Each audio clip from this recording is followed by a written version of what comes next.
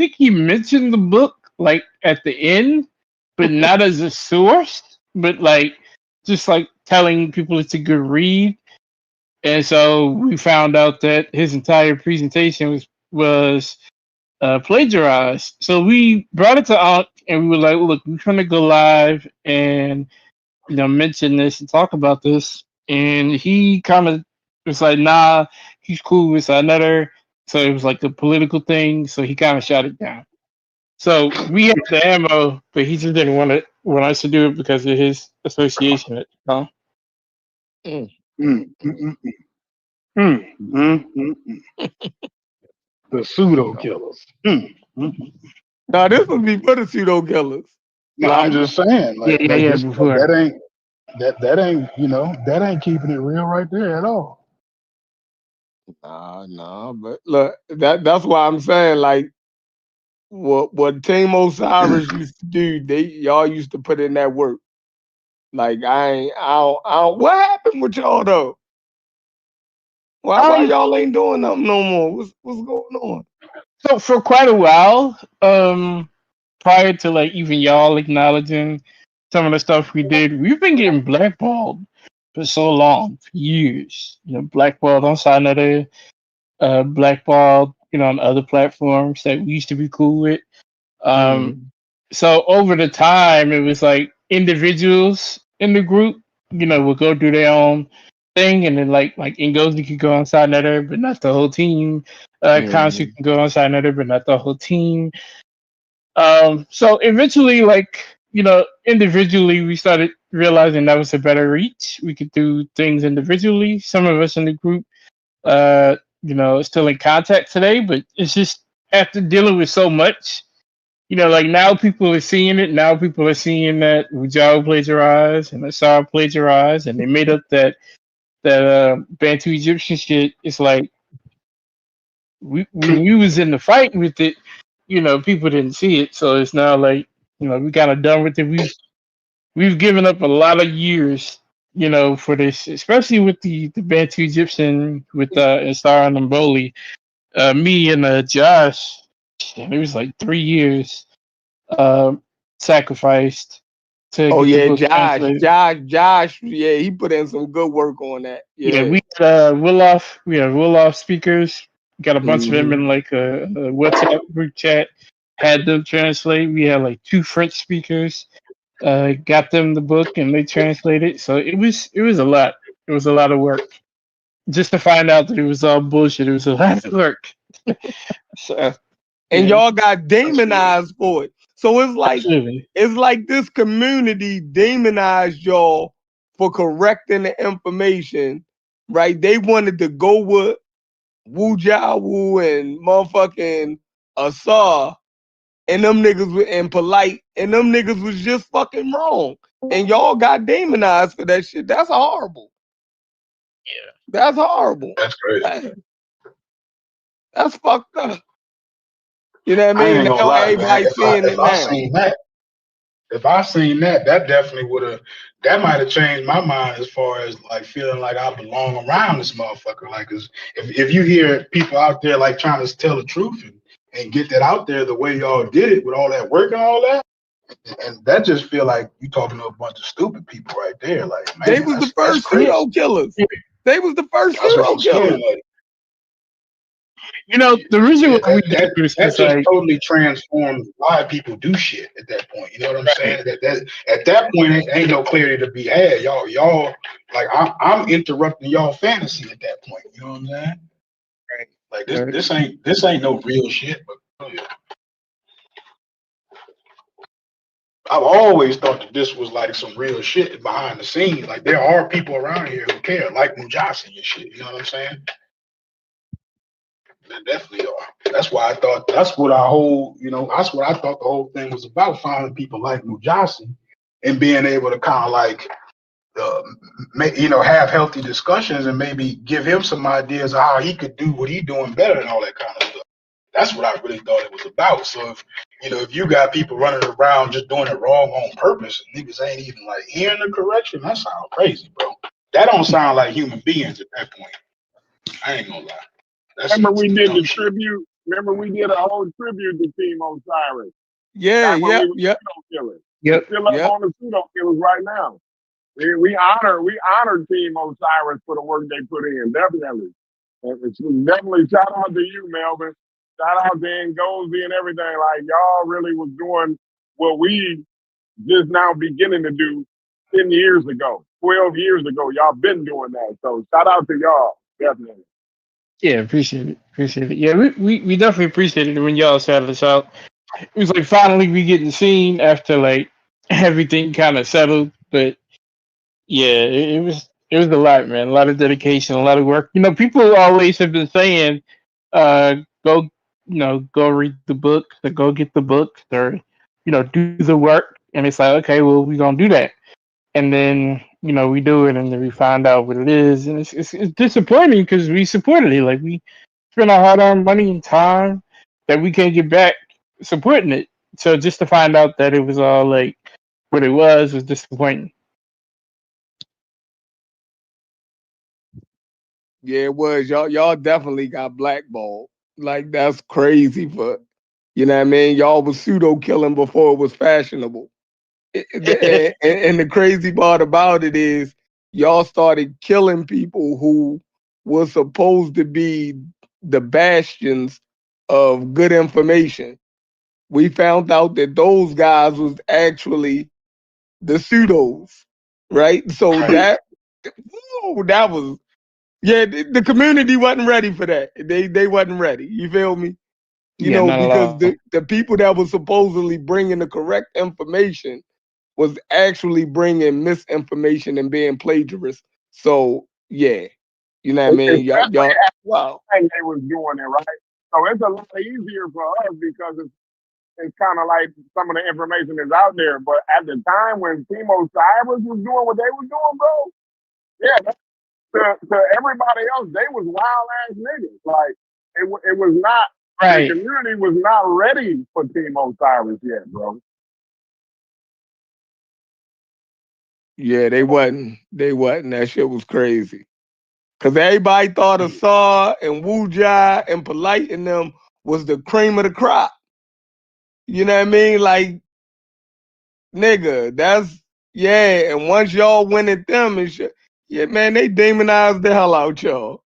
You know what I mean? How Y'all was long you been everything but a around, Chef? child of God. Huh? How long you been around? Oh, Who? me? Chef, how long you been around the community? I've been around listening, you know what I mean? Like to Team Osiris and them. Like I said, I remember hearing those shows and, you know, unfortunately, you feel me?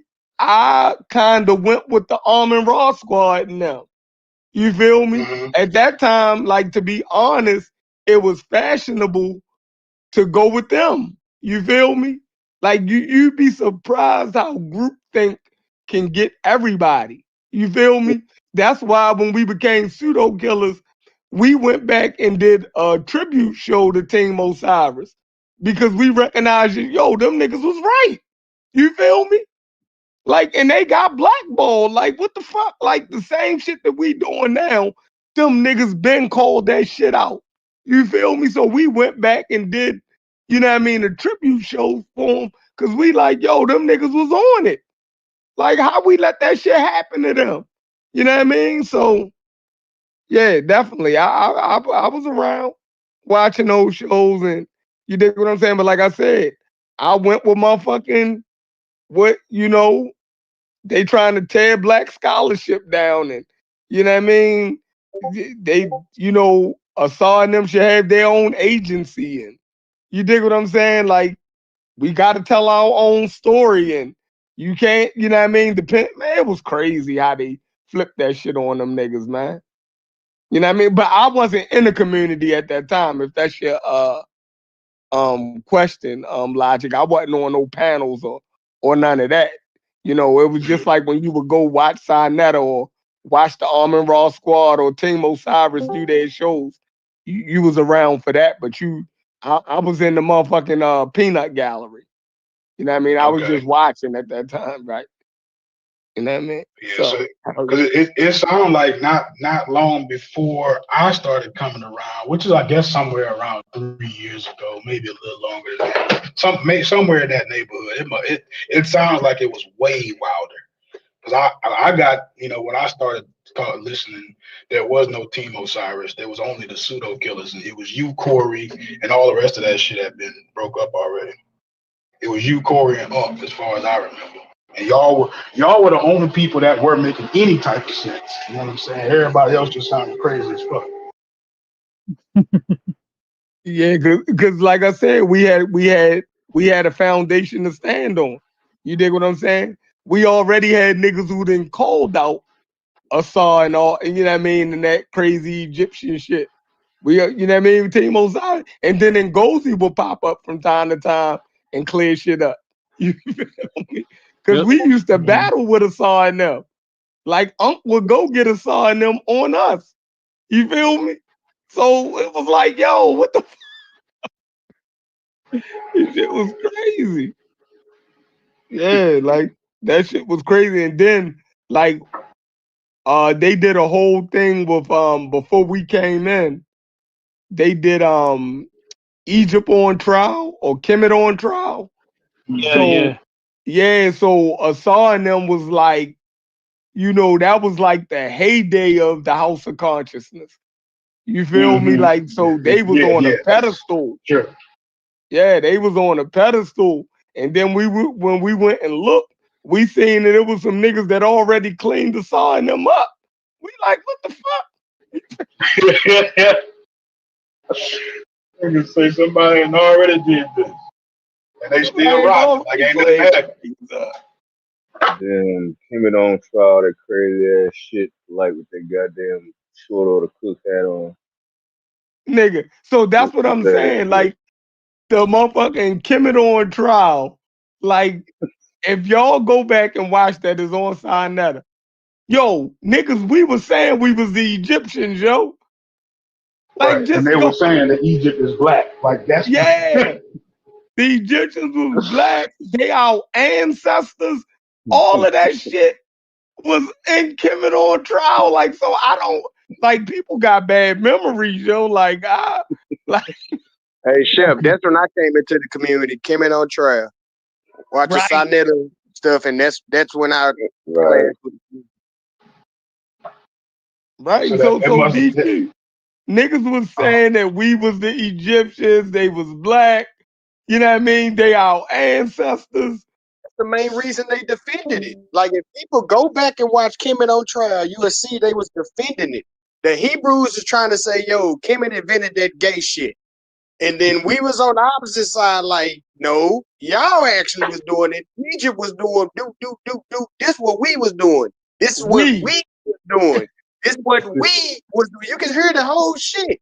So yeah, it's funny watching it now, all these years later, seeing that people switch swapping. But it is what it is. I ain't done investing into these motherfuckers. Yeah, that shit crazy. Like the whole switcheroo. But yeah, go back. We might have to do a show on Kemet on trial. There we go. We gonna see Chef, your evil ass. Bro. You sit on it. Kemet on trial is where Unc said he had magi in his blood. It was the after show on Sinetta's couch. Oh shit. This nigga shit is funny. But yeah, that'll be some content. Fuck it. COE. Let's make it work. Y'all are the right people to do that shit, to be honest with you. Y'all been there through all the arguments. I done heard, the little bit I heard I can comment on, but y'all was actually here for the Egyptians. Yeah, not niggas trying to act like we wasn't never saying that. When Ngozi was there, and y'all know the popular video outside of the event, we helped pay for him to get out there. I think that's the most viral video from the conscious community, besides probably some bullshit with Polite. But that right there, with the Ngozi, Young, Pharaoh, Unc, everybody was everybody was out there on the block. That probably was the most viral video from the conscious community. Yeah. To this day, it's still like one of the more popular videos. To this To day. this day. Yeah, to this day. I don't know if CSI let us use that. Some of that, you know what I mean? What's the name? But yeah, that's a whole rehash, man. I don't know That's no more. So if you got a recording, you can use it, Chef. Because he don't own the channel no more. YouTube own that. YouTube took that channel from him. So he probably don't even got the content, maybe. You know what I mean? Unless you might buy it from him, the video. Actually, Damn, yes. That video, I think he done lost 2 or 3 channels. With that shit that happened with Garfield and the shit that happened with him in Nepal and like all type of shit. I know he lost a couple of channels. Damn, you may be right, Corey. I didn't even think about that. dang. Yeah, because if you go in there right now, you can't find none of that shit. That was that shit, nigga. Niggas was out there pseudoed out, nigga, but it had the block lit. They had the block lit. Pseudo. I don't Oh, have the yeah. entire video, but I do have like a 2-minute clip. Or Benghazi. Actually, no, I do got 36 minutes of it. Okay, good. He's like, now we talking. All right. He's like, we can shake that up. You know what I'm saying? Goddamn, Chef, you ain't shit, boy. You could get some shit started. No, that's some good because we gotta know how we got here. You feel me? That is true because a lot of people just jumped in. Like off they Jupiter. was black. Like a lot of people just jumped in with that. They don't get that. No, for years this shit it's been a whole nother narrative. But we gonna see. We shall see. We can't be better in the temptations. He's like, we shall see. Yeah, I'm so telling y'all, we not from Earth, we from Jupiter. shit. Well, man, Polite was probably the wildest one. When that nigga brought up that Planet Risk shit, Probably my ass. That nigga was crazy. He went super York. he went But- super York. You know what happened though? They gave him such a long leash because when it came to articulation and putting words together, the boy was whooping ass. Like, so if he was on your team, he's going to be the engine. You're going to run through him. And so once he got that little bit of clout, oh no, that nigga went for the moon, literally. That's a fact. That motherfucker had the Brooklyn Magic times 10, boy. That nigga used to make it all up. I swear to God. What do Unc call it? The flam flam bam bam? The flim flam bim bam. Bam, bam, boy. I swear to God. I don't know. Honestly, I was never really under the Polite spell. Because by the time I got around, he had a short clip out where he was like bowing down in front of the stack of money in the hotel room. Yeah, you caught him late. Yeah, you caught him late. You got to get him broke. That's all I needed to see right there. No, you had to hear I Polite. really fucked with Polite. Something was always up with Polite to me. I fucked with SETI. I fucked with SETI. Everybody, I mess with I don't SETI too. understand why everybody fucked with Polite.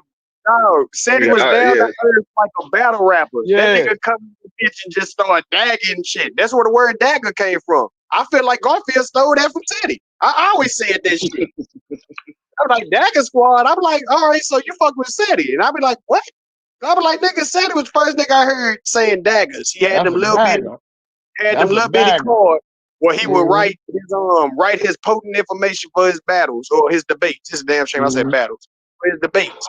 But yeah, I remember them videos. Man. I remember when Unc and Seti split on Sarnetta where they was about to fight.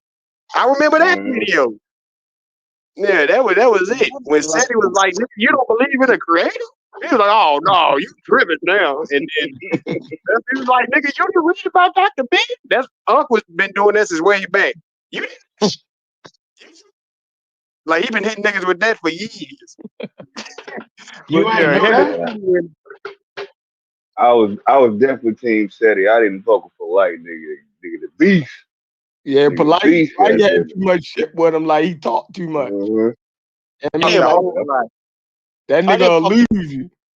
That nigga said, remember he was talking about milk That nigga said that he used to ride the train, so he only had a certain amount of time between train stop to explain why milk was bad. So he would spit like 500 words to a motherfucker super quick to confuse you. What they used to call that shit? What they not the Harlem? What they call that shit? The Brooklyn Magic. The Brooklyn Magic. Yeah, that's where that shit steal from. The way that nigga used to just leave you lost. Mm-hmm. That shit is crazy. But the sad part about it, he used to whoop everybody ass in the college community when it came to a debate. Not really. Yeah, because the shit sounded I good. found out on It the sounded consensus good. record. The consensus record. I know his information was wrong, but he made losing look good to the layman. I mean, Yeah, explain it like right. that. Yeah, there you go. That's a Right. better way to encapsulate it. Yeah. What you just said is right on. He made misinformation sound very, very appealing. Yep. When you Right. can take shit, misinformation, and Who's spit that, it out. Fabio?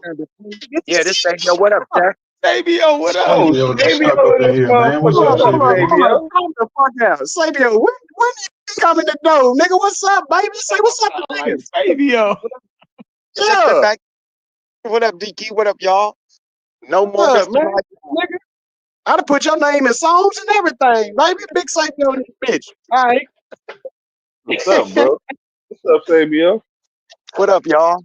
Shit. Just What's up? What's chilling, up? man. You know, it's that whole ability to take words and basically be like a poet with them or a musician with them. And even though not, that shit right there is what put Pharaoh and those polites, the niggas that y'all talking about, the grifters, on that level to where they can grift people to now where most of the grifters at, the polites and all them niggas, the nature boys, the ones with those big ass exotic words and shit. Where they at? Most of them niggas locked up. Damn. That shit funny, boy. Hey, funny as a motherfucker when you actually think about it, ain't it? They be like, Kind of is. All them niggas in jail. Magical word Pharaoh- niggas is up. And young Pharaoh crazy in the motherfucker. Crazy than a motherfucker. I ain't even seen Pharaoh in the Because he crazy. The nigga was crazy. TikTok or something. I don't know what. Last time I seen Pharaoh, he was on Sinetta and he called everybody the hard ER and he got off. Remember that? He was on Sinetta for the last time and him and Jabari got into it and he got back on he left and got back on the panel and said, y'all a bunch of niggers and left. I don't know why nobody ain't mentioned that since, but he definitely got on Sinetta and called everybody the hard ER and rolled out. Have y'all noticed there's been a trend of more black people saying nigger with the hard ER? Have y'all noticed that? I haven't, like, within my real life. Really? There's been a trend. Nah. Just y'all, especially out here where I'm at, Louis, I hear it often. Like, hold on, what you just say, bro? Right. Like, No, I hadn't noticed that one. yeah, it's a It would trend. surprise me though. And it's online too, and some of these Facebook chats and shit.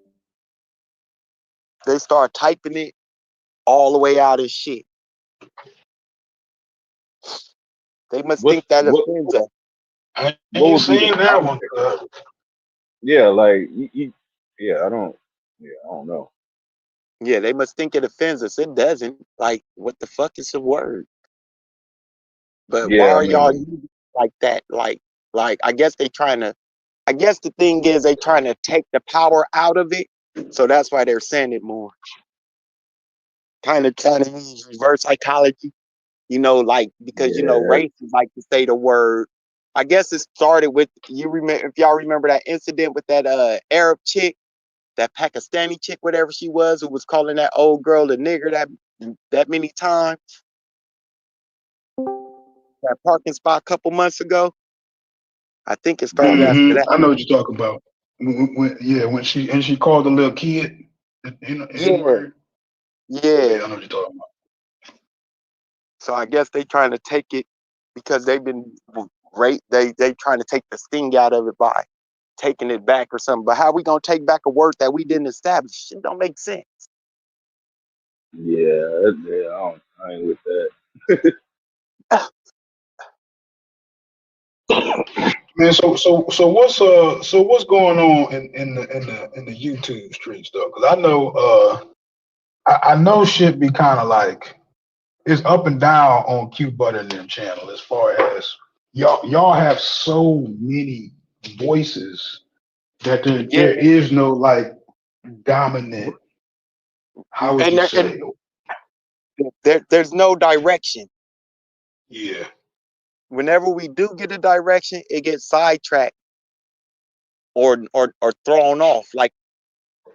But that's just the way he's established the channel. Every time he tried to get control of the channel, it goes back haywire because he doesn't stick to the guns that he sets down.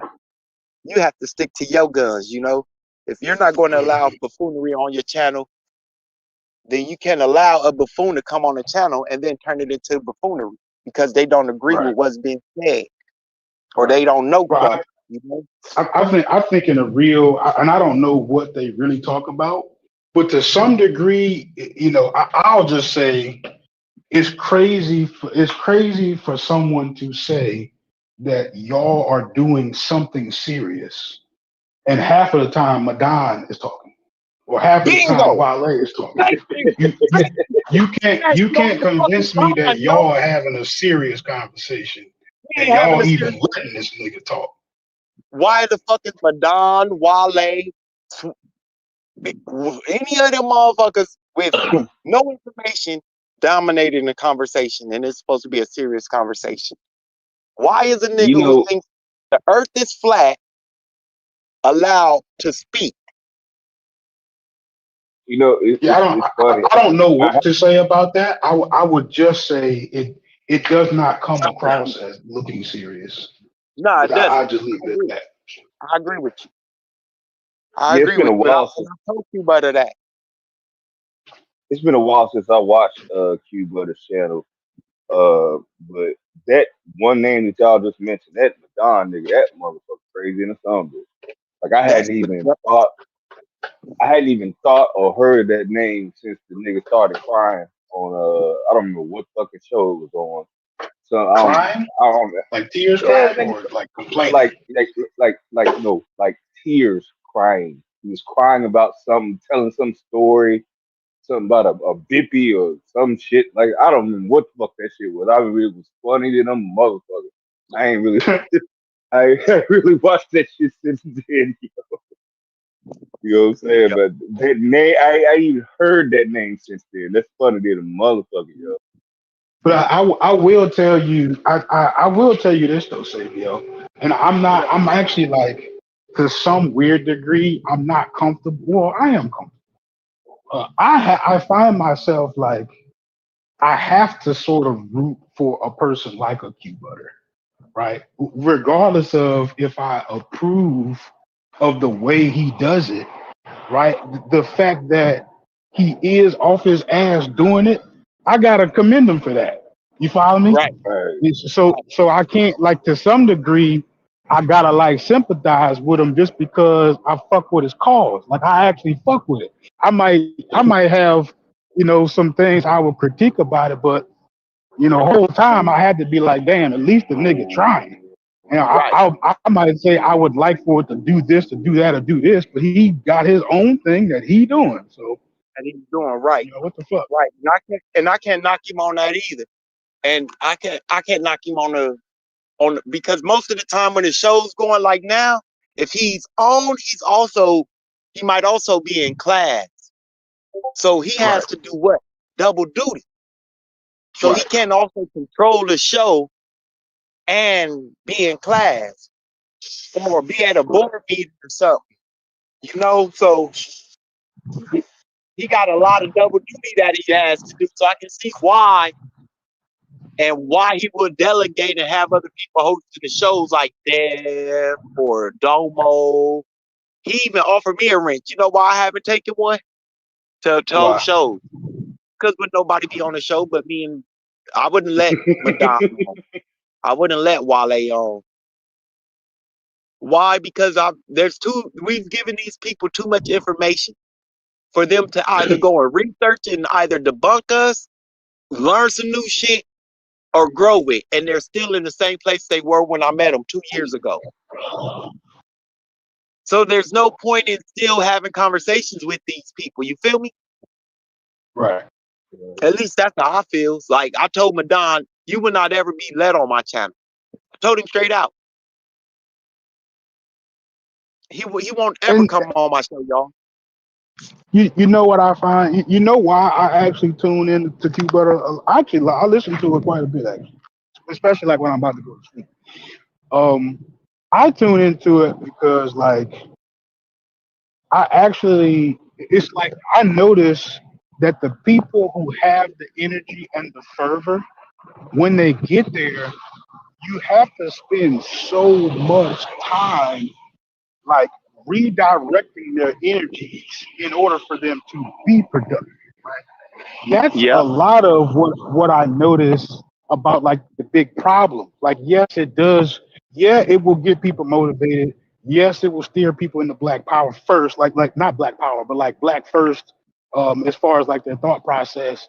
But they get so much baggage that they have to deal with, right, to actually become productive in any of those things, right? So I hear people sit up there and we do discuss, we acknowledge all the adversities, but we don't. It doesn't feel like we spend enough time talking about what we actually can do about it.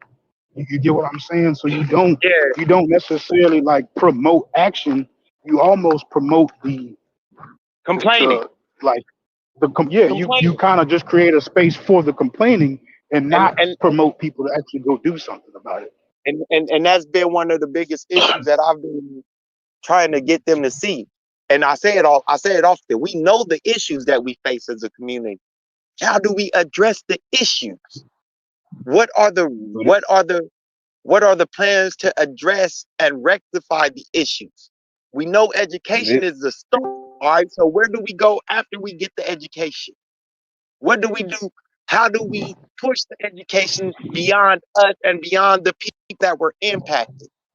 How do we teach the young children that what they teach, they have to pass on to the people coming up beneath them? How do we keep pushing this shit forward to actually have an impact? I was about How to would say you though, answer? in the majority of the channels in the quote unquote conscious community, aren't they just based on complaining? Like what channel actually is out there doing something? I mean, at least Q Butter got a motherfucking school, but the rest of the niggas just talk. I mean, like that's all. I mean, you can't really get on them for that, right? I mean, what channel actually does something? And not a channel, but Miss Monica Lamb actually, teaches, right? But other than that, like nobody really does nothing but complain, you know. Well, the I mean, way I see it, Sabio, and you could disagree with me, right? See, like for me, the moment you mention education, you to me you're talking about politics, because the people who are in charge of education are politicians. You follow what I'm saying? So like it's such a difficult thing to let's talk about changing education while at the same time demonizing politics. Like how do you promote people, or how do you kind of like motivate people to be better in politics while demonizing it? I don't think you can do both at the same time.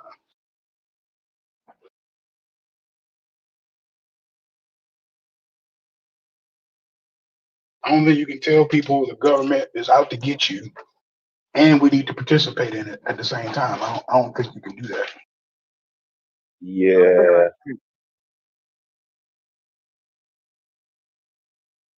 And to be honest, okay, so I learned something new yesterday, right? I learned something from Psychopathia.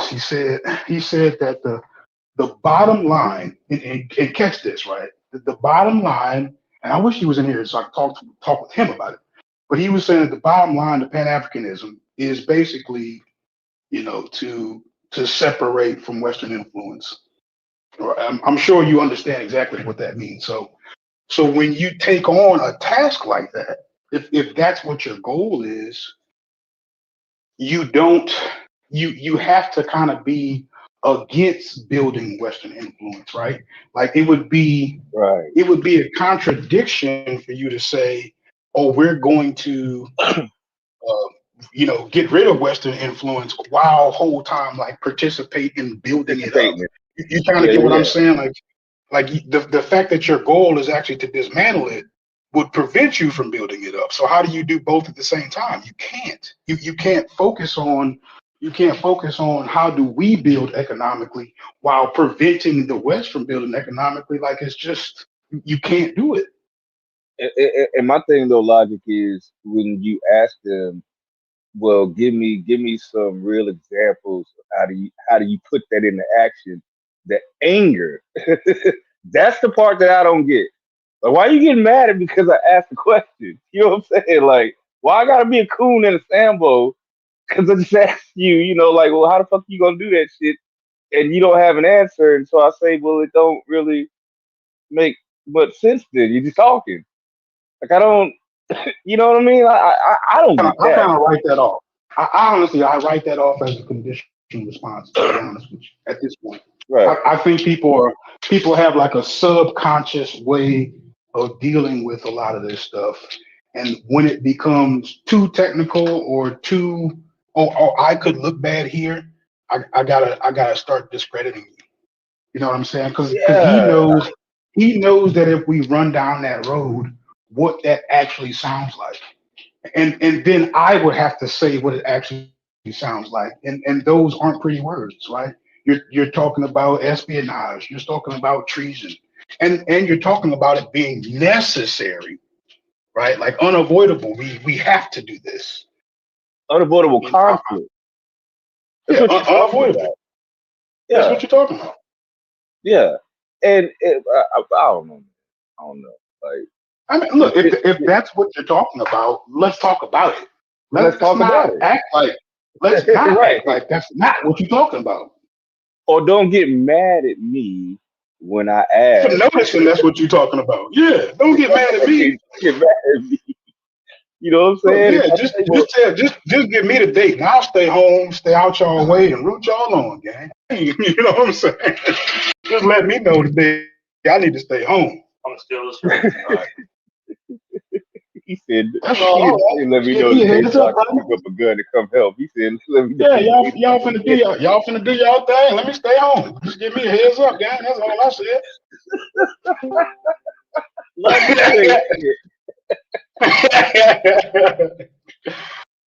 This nigga ain't shit, I swear to God. He said, let me know so I can stay the fuck out the way. Yeah.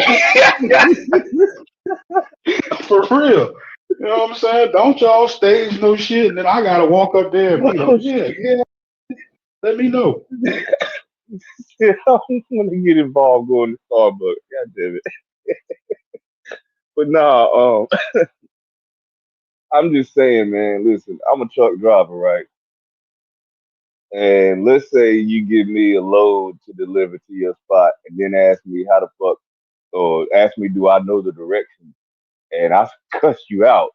You gonna let me deliver that load? Like, what's wrong with this dude? You know, so do you know how to get here? Man, why you even asking me that shit? I'm the motherfucker. Like, what? Like, nigga, wouldn't you say, hey, well, just go ahead and leave that there, and I'm gonna call somebody else to come grab that. Like, I don't get that shit, bro. I like the anger is the only thing that gets me. You gotta recognize that that's what it is, Small. It's a conditioned response. You can't like, I mean, you can react to it, but at that point it is like a mindless reaction. You know what I'm saying? In his mind, justified. You know what I'm saying? course, the people listening is like, well, damn, how you take that out of that? Right. To him, it's like, oh, I'm attacking him, and all I said was how. Well, because like I like Dot's sort of C-Dot's sort of definition, right? Like it's more of an ideology, and how do you hate against an ideology?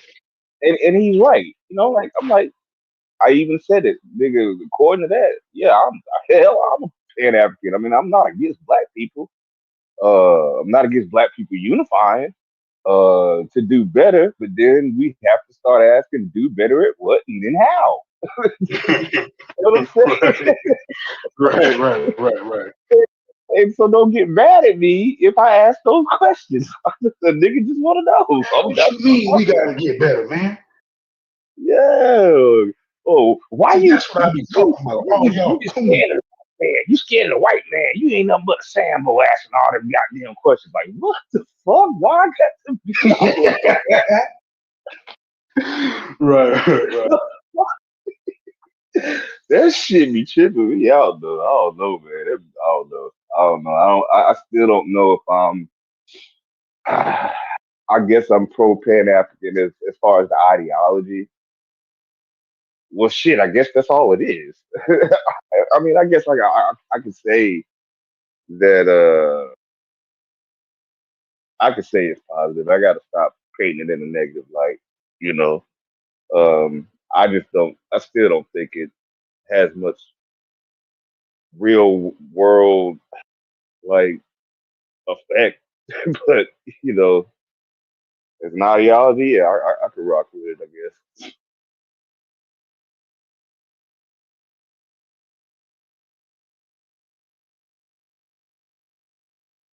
And I guess I'll stop calling it bullshit. You're not no fucking Pan-Africanist. Think I could be a Pan-African if I want to be. Yes, I am. But you're not, though.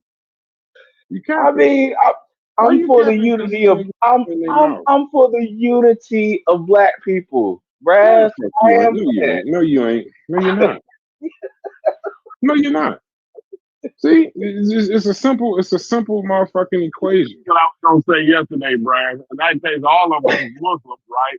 Because Muslims claim the famous peace and prosperity.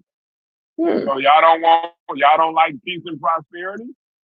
Well, if you like peace and prosperity, that makes you a Muslim.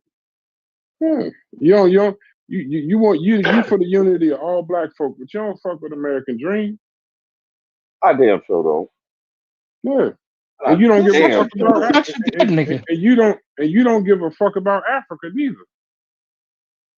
You don't give a shit. If a nuclear bomb hit Africa, you wouldn't fucking send a dime. Y'all niggas be lying, bro. I mean, not lying. I mean, I guess that's the word of the month, but motherfucking y'all niggas just be saying shit because y'all under pressure by these other people, but y'all motherfuckers would not give two. There's motherfuckers dying over there in the Sahel. Name one, Smalls. I wouldn't. I couldn't. How much money you gave? How much money you gave? Nigga, money tight. I'm on this y'all just talking shit, man. Yeah, and it ain't nothing wrong with that, but you ain't no Pan-African. Don't let these niggas fool you that helping a black woman across the street is Pan-Africanism. Nigga, that's just helping people. You're a good person. Well, that's what I was saying, bro. But that's you said you was a Pan-African. That's what you were saying. That's C-Dot's definition. You don't care about, but you don't. How much you care about Africa? Honestly. But in his definition, he didn't include Africa. Fuck his definition. I'm asking you a question. How you feel? I'll be honest. I really don't honestly care about Africa. Seriously, zero. Okay, well then why are you doing this shit live too? Like, but I'm being honest. I don't think about Africa. No, we get in trouble. The only time I think about Africa is when one of y'all niggas bring it up. I'm just being honest. Y'all niggas just be. I mean, not you right at this moment, but. Y'all just I got 5 kids. Because we on this conscious community thing and this, that, and the other. But y'all niggas don't. Y'all talk about Africa all day, but you ain't gonna do nothing. You're not gonna go visit no mines or no shit like that. You just gonna talk. Ain't nothing wrong with talking, but sometimes I don't even think like niggas done changed the definition of what Pan African is so that they could be one. That's like Okay, we need. going to Corey. That's like going to Corey's site saying, "Yeah, you work concrete," and then when you get there, Corey tell you everything that you got to motherfucking do. Now all of a sudden, I work concrete, but not the way Corey, not the way it's defined. I'm Right. gonna do it the way that fit me. I'm gonna help old ladies across the street while y'all pouring concrete, but I'm still pouring concrete. Get the fuck out of here.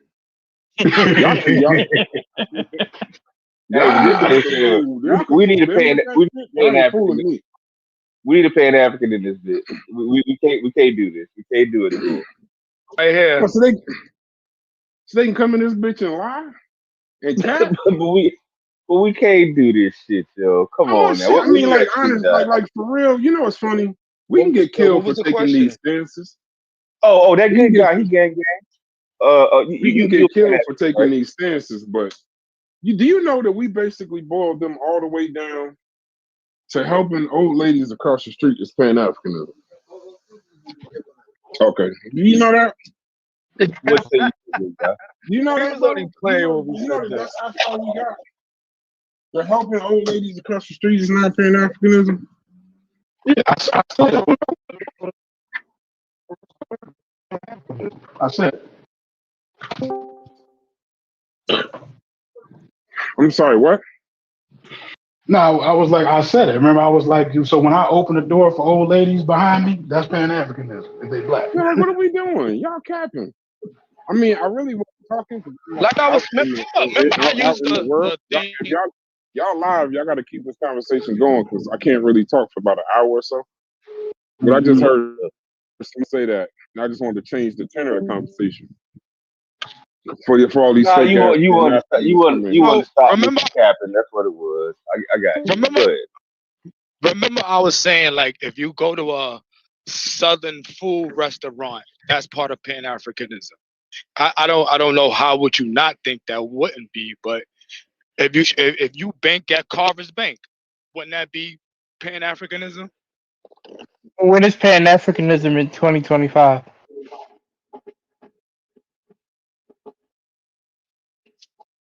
I still take the Amos Wilson concept of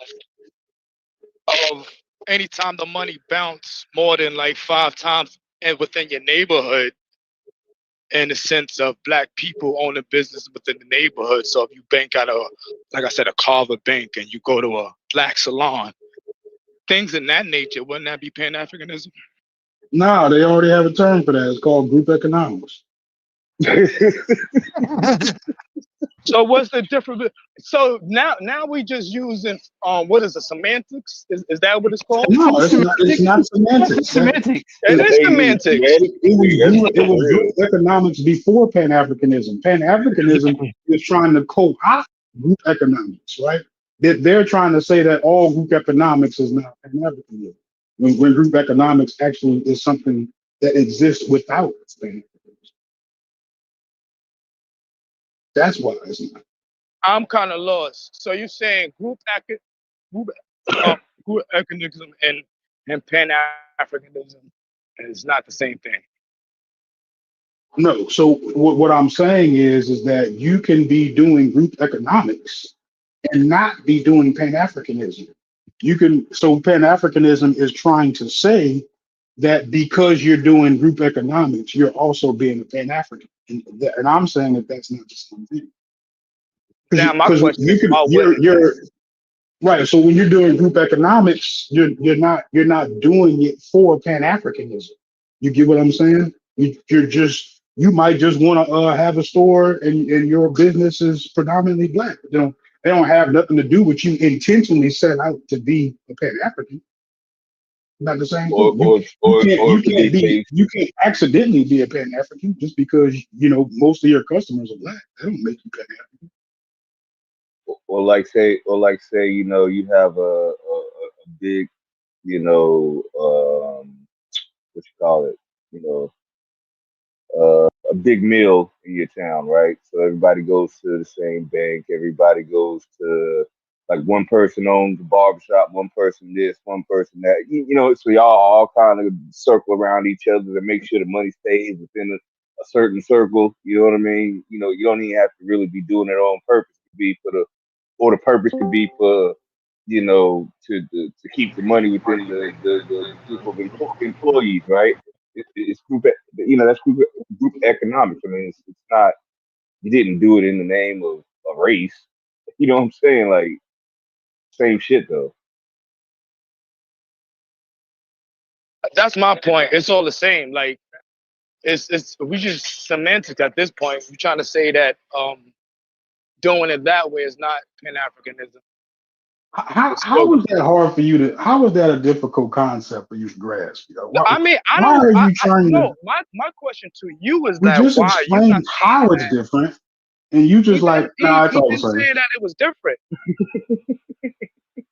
I don't know how in your brain that is different. That's my question. Because you're not doing it to be a Pan African. Or the I'm reason, saying the purpose behind it. let's say look, hold on. Let's say if I decide to go feed the homeless this weekend, right? And the majority of the, let's say 100% of the homeless people I feed are Black people. I did not do that in the name of Pan Africanism. I just so happen to be helping the majority of Black That's people, right? that's not I'm not That is doing totally it different. it's not as a Pan African. Totally different. That's that totally that different. that's flawed logic because It's you also flawed.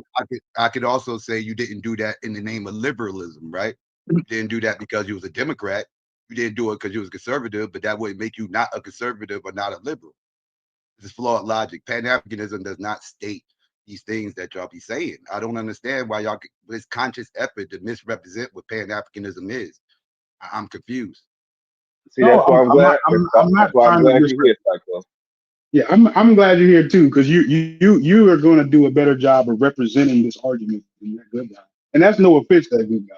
Just Like I'm that okay, he's like I just a said, little I'm bit okay more with people articulate. having issues with Pan-Africanism. I got issues with the Bible, No, right? But I don't misrepresent what people believe when it comes to the Bible. I address exactly what my issues is with the Bible, exactly what that individual believes in the Bible, because I understand each Christian does not believe the same thing. Everybody doesn't worship Mary. Everybody isn't a Calvinist, right? Everybody is an Arminian. You know, like like people have actually different sects within the Christian beliefs, and I want to make sure I understand what that person believes within that Christian sect before I start addressing it. What I do not like doing is misrepresenting what people actually believe. If I'm going to address it, I'm going to address it directly and not straw man it and start adding things on that don't make sense just so I can make a good argument. so logic, when you use your scenario about feeding the homeless and they may be just Black homeless people you're feeding, that is totally different from Pan-Africanism in the sense of spending your money with Black people. Totally different. That's all I'm saying. But and I'm saying that that's what makes it different. When I left the house, I intended to feed homeless people. Like the fact that I fed only Black homeless people didn't mean I did it because I was a Pan-African. No, the people who showed up were just Black people. You get what I'm saying? So like my actions, right? Like you're trying to put my actions in the Pan-Africanism because That good guy, can I say something? Because logic just double talk. Hold on, yeah. Hold on. You've been talking all day. Hold on. Logic statement is not logical. Go ahead. I know. Logic just double talk. Logic said, if I went out to feed homeless people, right? So its intention primarily wasn't to primarily help Black people, was to help everybody. So the mere fact that you made that first statement, and then the second statement you make was, what if it was only Black people that I fed? That don't make me Pan-African. But when you set out originally, you did not stipulate who you are going to help. You cast a broad umbrella, right? No, what Pan-Africanism is, even when Black people.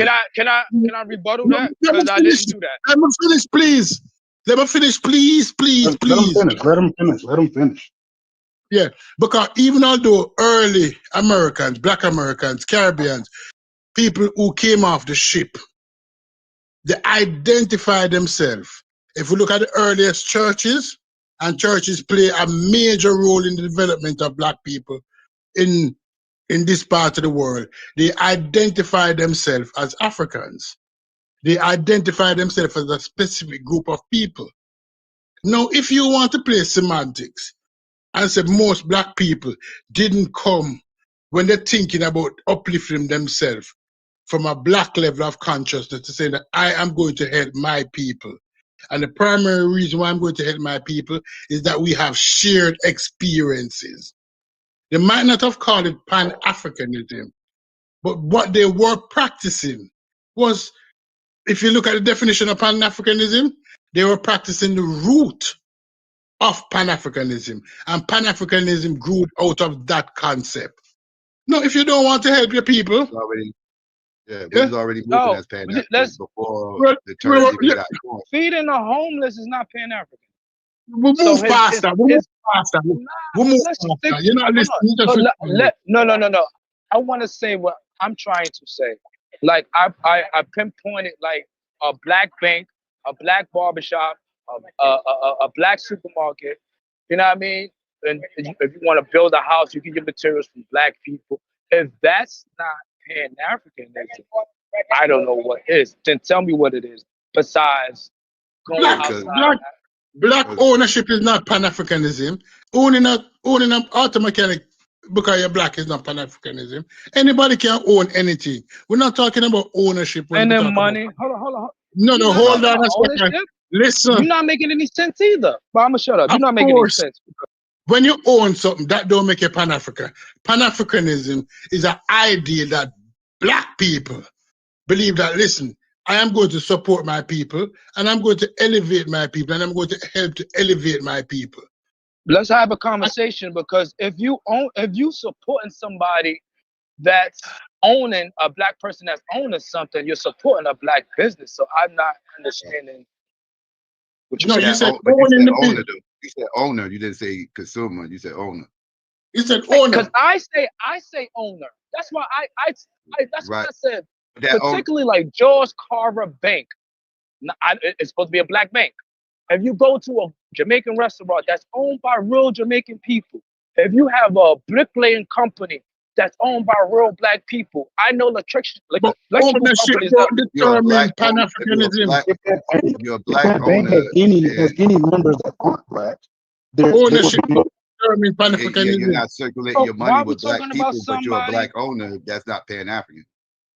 But it regards whether you're an owner or not. It's what you do with the money, and who and that's what makes you Pan African as an owner. That's what it goes to intent. Like it's got to be more than I just helped some black people. I could have just took from black people and I gave nothing back. So that doesn't, you know what I'm saying, just because I'm only dealing with black people, that can't make me. It's got to be more than that to be a Pan African. Mhm. Is he Pan-Africanism. breaking up for y'all too? He was breaking Yeah, up he's for me. breaking up. He's I'm breaking up. just Yeah, being, he's breaking up. I'm just being Psycho. straight. Let's say polite. Like since polite only dealt with black You're people, breaking up, brother. Brother, you're breaking up. Brother, we can't hear you. You're breaking up. You're breaking okay. up. Yeah. Psycho. When people Yeah. started trying to bash Pan-Africanism, not realizing that if we go to our earliest interaction, we don't want to be bookman, leaving Jamaica and going to Haiti to help in the revolution. We don't want to be. We have early examples of it.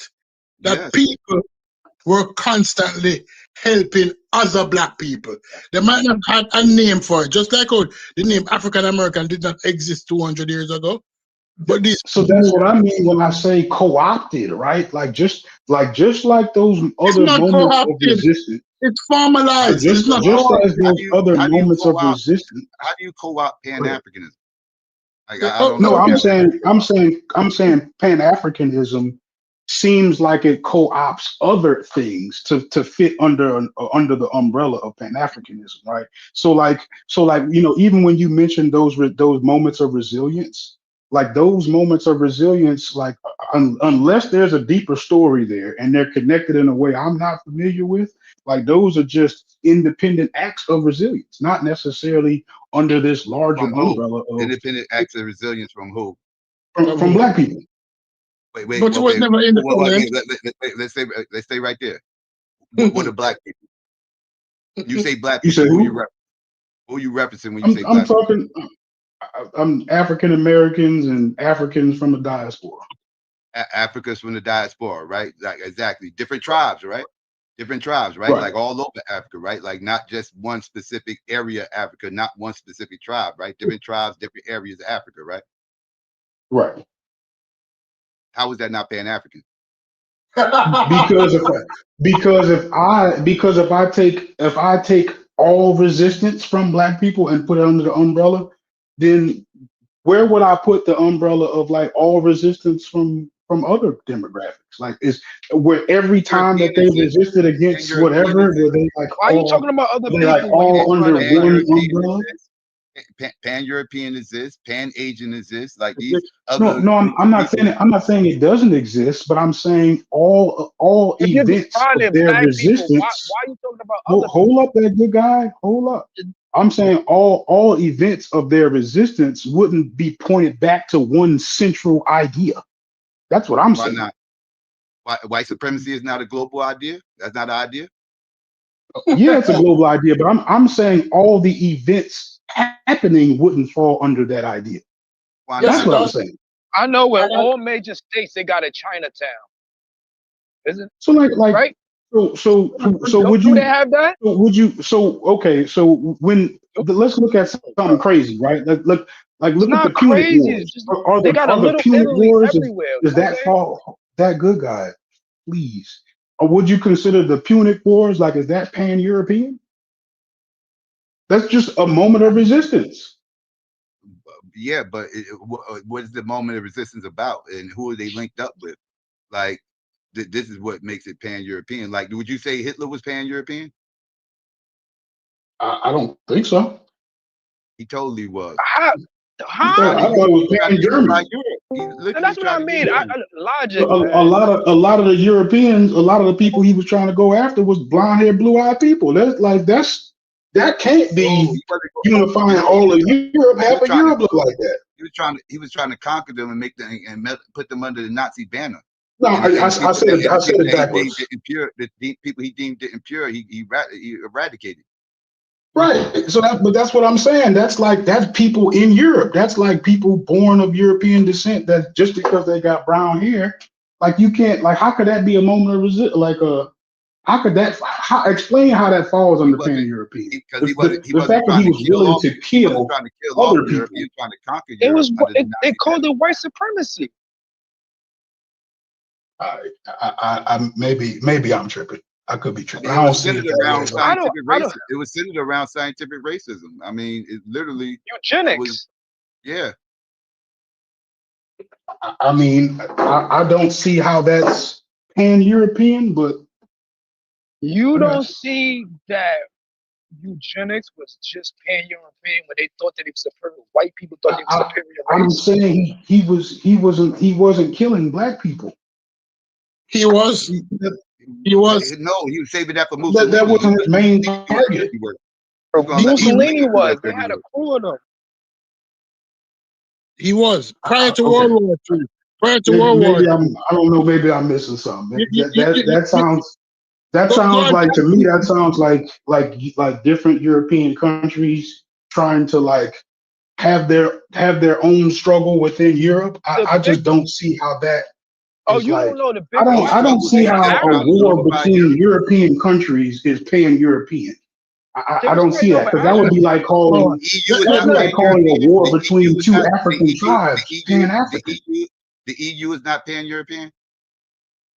The EU is pan-European. Okay, I'm talking about the war between the European countries, not the unification of European countries in the EU. I'm talking about Germany fighting other countries. We can go to Napoleon too. Napoleon is another pan-European that was trying to unify Europe under the French banner. No, but Psycho, he needs to recognize something. That European leadership was always under one umbrella. You need to go and research Queen Victoria and her children. All the princes that fought in Europe during World War I and World War II, her relations. They're one person. Let me finish, please. Hitler took it one step further. He wanted now to purify the Europeans to get out those people that he believed were less than. But he was pan-European. He was for the European Y'all are continent. calling a war where people die a It don't matter. unification, right? Like Of how course. can they be unified while they're killing each other? Like you're Because talking about his No, goals. no, no, The no. people who Understand, fought understand. are Wait. fighting We are against talking his about goals. we are talking about individuals' ideology, and their right. ideology is still European. It's That's what still their European. ideology was. That's why they went to war, to unify this stuff under one banner. Right. So why did people fight back against it though? Because they didn't want to go under that one banner. They wanted to keep That's what their I'm banner. saying. They weren't like handshake. Okay, What now about we cool. It what was about No, They didn't do or that. the royal Germany, family pan Italy, European? Japan. Listen, It's the listen, royal listen, family listen. pan European. yes, they are, because all of them are Oh, Queen hold up, Victoria's hold up. grandchildren. I'm having to deal with all three of y'all. So I'm saying like if I invert that, right? Are y'all saying a war between two African countries is Pan-African? Because y'all are calling a war between two One of the European countries could be countries pan-African, yes. Pan-European. Yes, it One of could. the countries absolutely could be pan-African, yes. Yes. Yes, when Zimbabwe was fighting South Africa, it was a pan-African war. It was a How pan-African you war. gonna unify? Of course it So was. the people were going to unwillingly unify with the people after they lost the war, right? That's But it's happened in happening all every the time. war. That's every It's war. happening in every war. Maybe a war that didn't happen. The Civil War, what was it? It was a pan-American war. After the Civil War, America unified behind one flag. Y'all using that a little too loose. I can't. No, I don't know. You If know, I can, yeah, America I don't took know. over I don't the know if I can just US disagree colonies. with you because the way you're All in defining America. it. I guess like you're making Look, it fit your right definition, now, and I'm America is beefing no, with we're This not is what the making definition Venezuela. is. like, This is what the They're definition beefing. when I hear We're trying to tell you what the time, definition is. Not it ain't what you think it is. It's what we're saying it is. okay. So when we're talking about So how we envision the unification process of African Americans and other Africans of the diaspora, right? Y'all are not talking about a war. no, we're not. We're not talking about We're talking about so some kind of way kind of a war. the exact same principle y'all are talking about applies Some of to us a don't war. agree with each I other. don't It's get kind it. of a war. Look at Tariq Nasheed. Look what he's doing. But this is what I'm He's saying. not It's somewhat We're FBA. of not, a war. we're He's not not FBA. He's dismissing. going to war. He's going to war with Pan Africans who are born in this lineage of this land and dates back to the plantation. But because they Pan African, they going to war with them. Now is that FBA?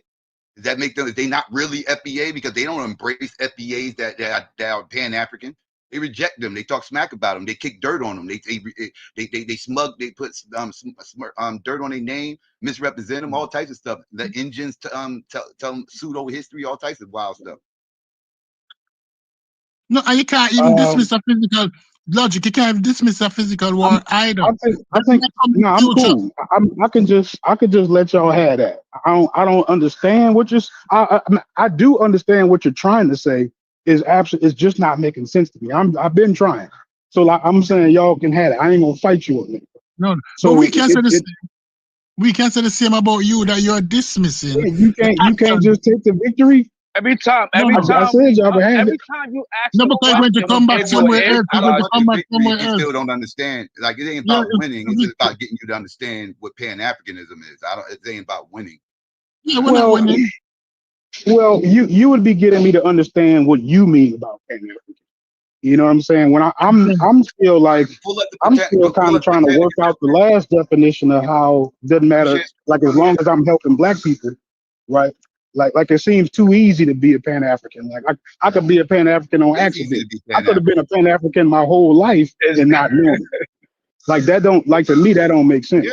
But It's easy to be a Pan-African, no logic. You could have been somebody that was ignorant to science and been a mammal your whole life, and you just discovered it today. That's true. For instance, I always bring up religion, right? So check this out, Logic. I think I tried to explain this the other day, right? Mhm. Now, a Christian, right, can come in all different types and forms, right? Mhm. It doesn't have to, you know what I mean, agree with your standard. You could have a standard definition of a Christian, but I can say I'm Christian for 20 other different fucking reasons. You can talk to 20 different Christians and they'll all give you a different version of their Christianity. It's not conformed like you think it is. So you want Pan Africans to be one thing. Like they have to fall under one rigid category in order for you to accept that it's Pan African. So you're the one who putting constraints on it, right? I could be a Pan African and not want to deal with this part of Pan Africanism, right?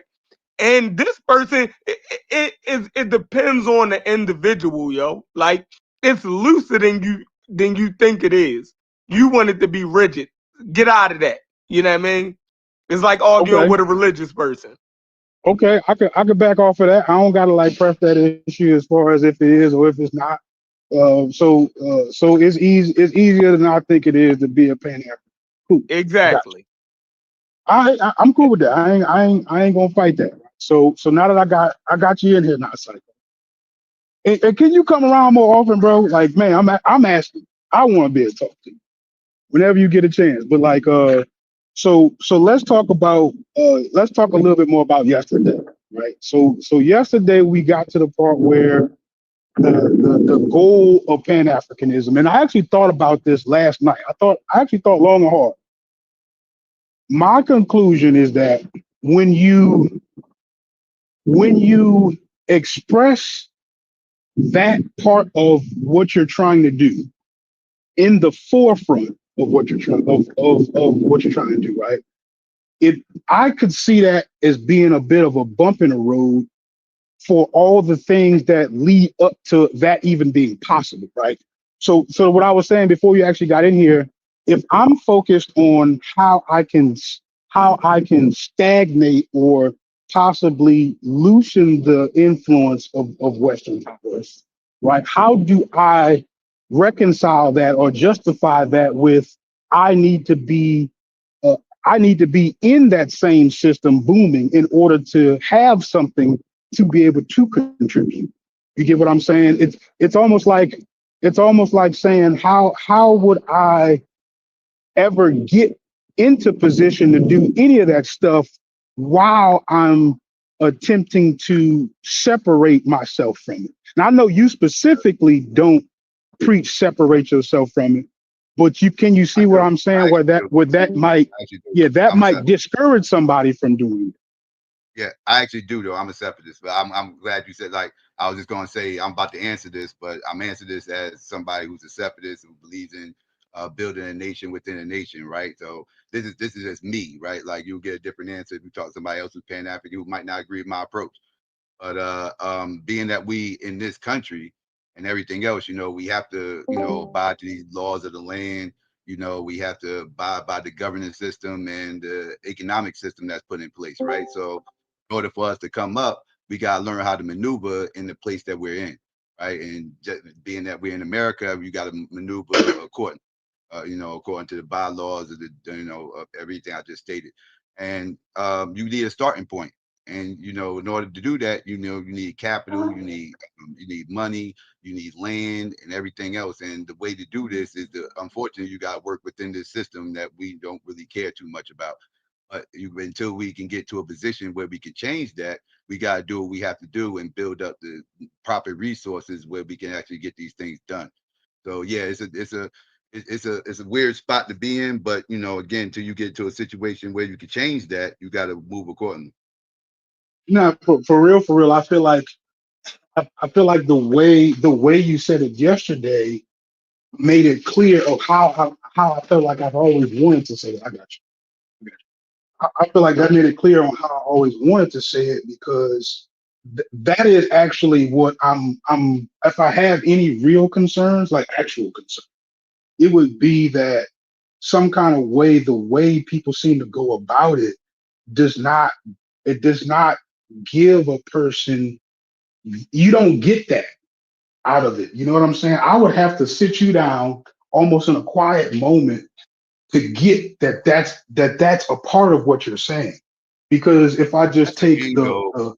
That's an end goal huh? that I'm not going to live long enough to see, or nobody No, on no, this no. panel. I'm not talking about the end goal Yeah. part. I'm talking Right. about the part where you're actually acknowledging that, hey, we got stuff that we gotta do here before we get there, right?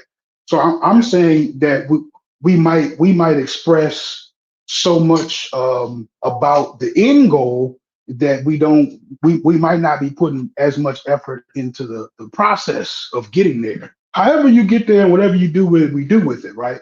But I'm saying like in order to stimulate how to start stimulating us get there, that part of it might be problematic for people. And I don't have a great example, and I don't want to use his name, but I think you will know who I'm talking about because you guys have a young man who clearly is very emotionally invested in it, right? And take him for example. Like, look at how much energy he has to give to the thing, right? But he's so misguided about what to do with it. You get that. Who you talking Do about? you? Who you talking I'm about, Papa trying J? not to say his name because I respect the guy. You know, he ain't a bad person. But a Yeah. young man that you guys have, he's typically on camera. Do Oh, you I get know what you. I'm Oh, saying? It's definitely. not Yeah. like that. Go ahead. Yeah. No, I'm no, sure a great but Logic. person, but as I'm using that as an example of like look at how much energy he has, and he would if it was like if it were like a streamline, hey, we gotta do this, we gotta do that, we gotta do this. You don't see it because there's no clear, hey, this is what I have to do. Yeah, Yeah, but but understand, Logic, but for the Logic. record, understand the dude that you're talking about. He's actually not Pan African. He's actually FBA. Mhm. Just for the record. But Yeah. you know, that's nephew, and I mess with him, and yeah, he has a lot of energy. I actually like his energy, and I I try like to, his energy too, bro. like, To be honest with you, I don't want him to lose that. Don't yeah, lose it. exactly. Yeah, And then, but I try to keep him. I try to keep his head on a swivel. Make sure he's not drifting too far over. We go back and forth about the FBA stuff a lot. This, that, and the third. But he's learning though. He's open to listening. So I rock with him. But he's really caught up on reparations right now. That's his main thing he talks about. yeah, Right, but right, right. So if y'all have a young man, excuse me, right quick, Scooby, excuse me. If y'all have a young man like that, right, and are not able to produce somebody productive, like does that say something about y'all or him? What do you mean no, not no. Because producing? he's coming to y'all for direction. Yeah, and he's actually being productive. He's actually trying to get him to get back into school. He's been talking about trying to get back in school and everything. No, I'm not talking about. I'm not even talking about school necessarily, but I'm more so like whatever his concerns are. We are adults, right? We know how that process works as far as if you truly care about your curriculum. Like we know who you'd have to talk to. You know what I'm saying? That's not a secret. You get what I'm saying? I don't know. Maybe my approaches might be different, but I've kind of thought to myself one time, like, man, if they can't make a soldier out of that, then something is actually wrong. Now, I mean, y'all, you say you're doing it. I'm not getting in y'all business or getting in his. I want him to keep You that mean energy, like for make sure, a for sure. soldier out of him? How? What do All you right. mean by Yeah. making a soldier out of him? Well, I guess what I mean by that is more like that's a person who seems like he really wants to do it, right? So that could be a person where okay, y'all, you've got whatchamacallem going on in Seattle. Why he can't go down to the city council meeting and find out what's going on? He just kind of sitting there chilling anyway. Like maybe I don't know, but that sounds like the Like type I of said, but issues that he'd be concerned he's with. FB, All right. he's Yes, sir, yes, FBA sir, right yeah. now. But the main issue No, is reparations. That's all the right. only Yes, sir, thing yes, we want to talk about. yes. Sir. One of the things I recognize, and this is not only to you, Logic. One of the things that I've recognized in my years of experience is that many persons see the end product. They see the car, and they say to other people, "Why can't you develop a car?" Not realizing a car is hundreds of components. And in order to develop your own car, you have to first rationalize and realize that I have components to develop. I need to develop my light bulb, or I'm going to source my light bulb from somewhere else. I need to develop my alternator, or I'm going to source my alternator from somewhere else. The dangerous thing in this community, in our community, is that we love to look at end product, not realizing that the community is new. Pan-Africanism is how much years old? 400 years old? But how much of those years were under constraint? 200? 250, 300 years old that was under severe constraint? So we are barely out trying to develop our own systems. And it's unfair to compare it and say, why we do not do this and why do we not have a framework that works? No, I'm not gonna let you do that, yo. No, but that's what you do. That's what you do. No, hold on. Cause hold on. Let me cut you off. Let me cut you off politely. So I'm saying that there, to some of this shit, there might not be excuses, right? Can you get on the internet and complain about education for 6 months and not know that your governor is the person in charge of education? Like you haven't begun to figure out who you need to speak with in real life about your complaint, right? Like to me, that's not. Huh? Yeah. But I'm saying I guess I'm suggesting stuff like that. Y'all have people who come and have those kind of concerns. I mean, why bring them to me? I can't do nothing about it. Maybe this person could. All right, let me speak on behalf as a Jamaican with Jamaican issues. 50 years ago, just 50 years ago, and if we can compare it to America also, because the stats run through. 50 years ago, what was the literacy level among black people in America 50 years ago? Was it 50%? No, it was less than 50%. You jump to education not realizing that. It doesn't work like that because it was not part of the mentality of the psyche of many persons. You listen to what I'm saying. I'm talking about right now. You jump to end product all the time, not realizing that what we need to do is develop proper foundations. People on this panel will say, oh, my grandmother and my grandfather had a first degree, as if that was not an anomaly in the time of the grandmother and grandfather. How many black persons have first degrees? People had it, yes, but it wasn't widespread. But when you compare it to today, 60% of black women almost have first degrees. 20% of black men have first degrees. It's a whole dip. Back 50 years ago when your grandmother and grandfather was going to school, it was 1% or 2%. So changes are being made, but they're not being made as how people would like to think that they're being made. People say, oh, we're not doing nothing. That's a lie. We could do better, but we're at the point now, what we're actually doing, we have already built the knife. We're just sharpening the edges. And sometimes patience, a lack of patience, will almost make people believe that you don't have a knife. We have a knife. We're just sharpening the edges now. We're getting rid of those, we're polishing it up. We're getting rid of those parts because we have made vast step and accomplishment as black people worldwide. In spite of the fact that white supremacy exists, and we know the role of white supremacy to keep black people down. So in spite of that fact, black people has made tremendous improvement. And partially it's because of Pan-Africanism, of other black people helping other black people. Yeah, I feel like I'm trying to be helpful. In my heart of hearts, that's what I'm trying to do. And you know, I think unfortunately it comes from a place of critique, but it's actually just trying to help. Like, and maybe I could be wrong. Maybe you know, maybe whole time it's not about how do we get a person like Young Deity more involved. Maybe that's not the goal. But I'm asking. I'm trying to declare it. Well, I mean, you when you're dealing with people come around us with ideologies, right? Everybody comes to my platforms, come with their own ideology. They already have thoughts, beliefs, ideas that they come around with. Some I agree with, some I do not. We peel back the onion. Maybe they can sway me their way. Maybe I can sway them their way.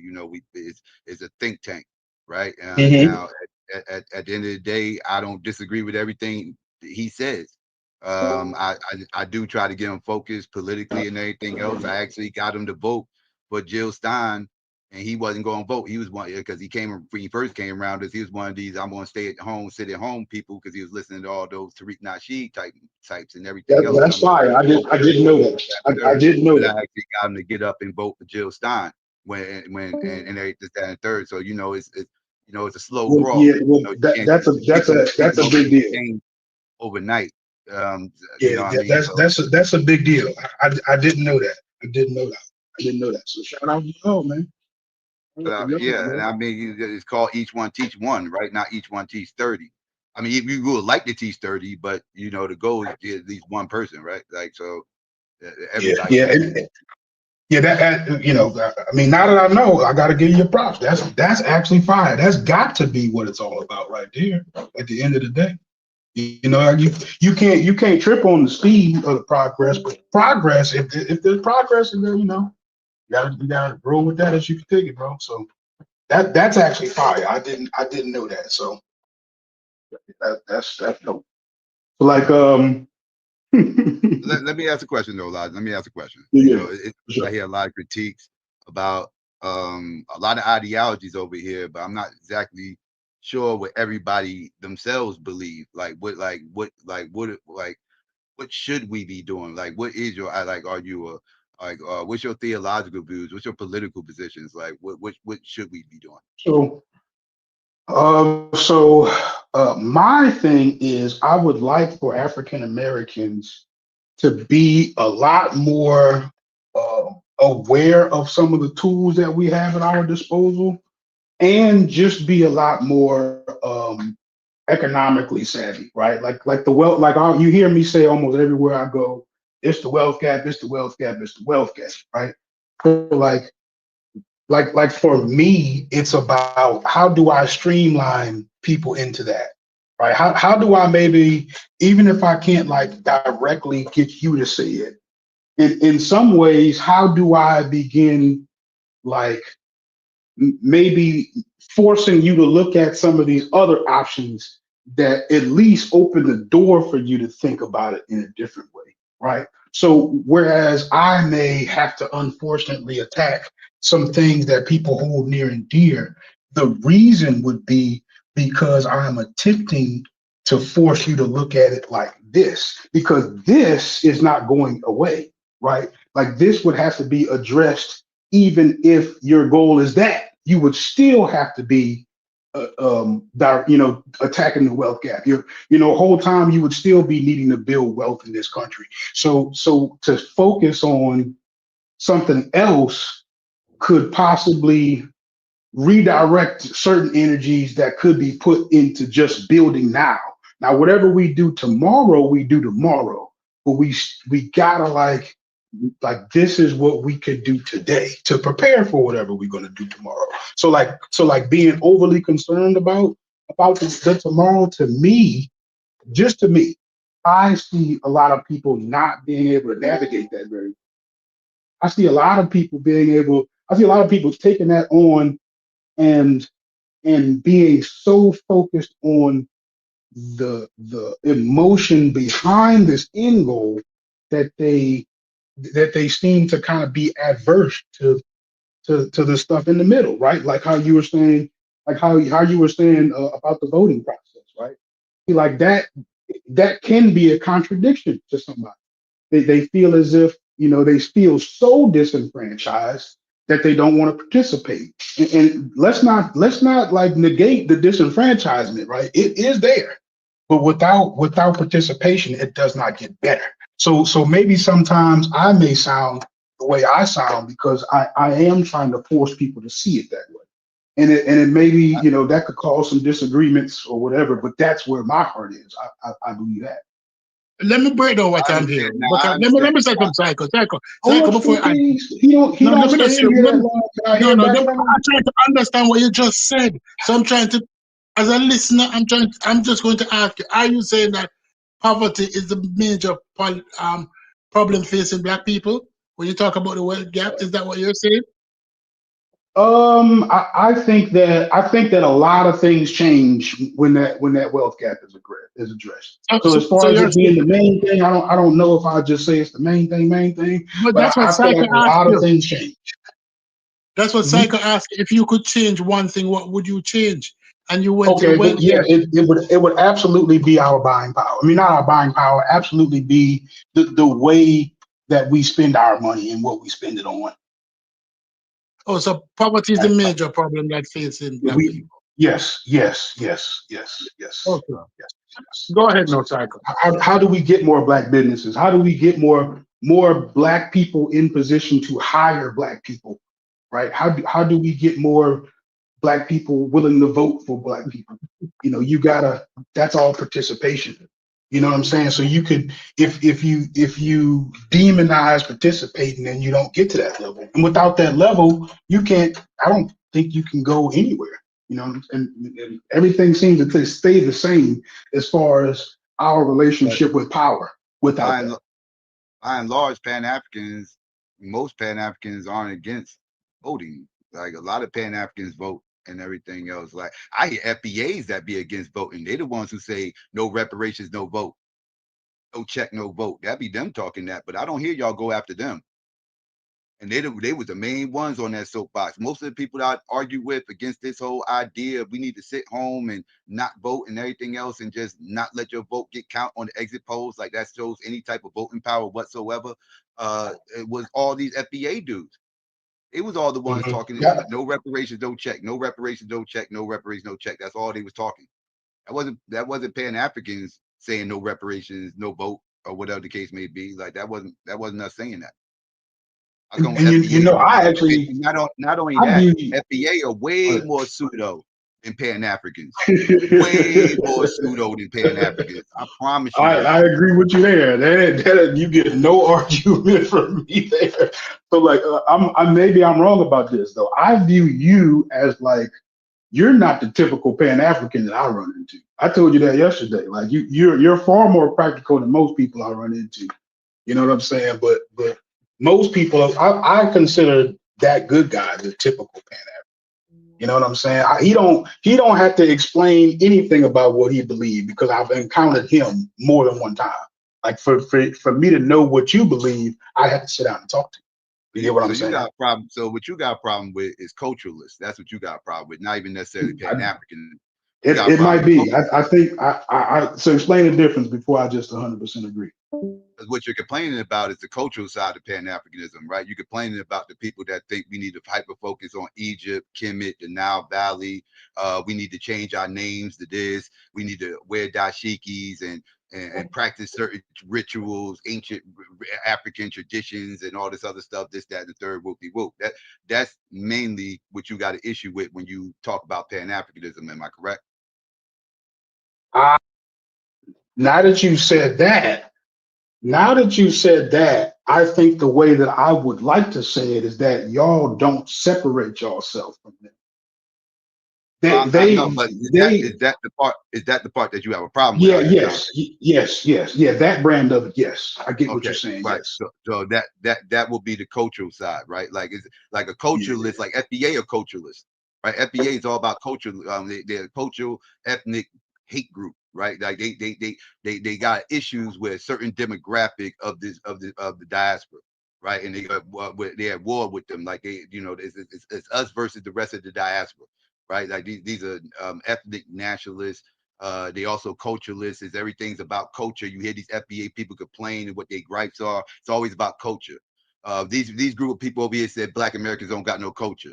They're trying to steal hip hop from us. You know, this, that, and the third. They don't like. They always saying this about culture. This about culture. They say we lazy. They say this, that, and the third. It's all a bunch of cultural arguments, right? It's culture wars, right? And it's silly nonsense to me, and that's why I'm against culturalists. I feel like they're a deep issue. So a lot of the issues you have with Pan African, I wouldn't even argue against that side of Pan Africans because I actually go against them as well. I'm more political based within my approach, and that's why I'm like trying to like get you to I understand think like you got a we, problem with and when you socialism. when you said that, this is what it made me think of. It made me think of labels, right?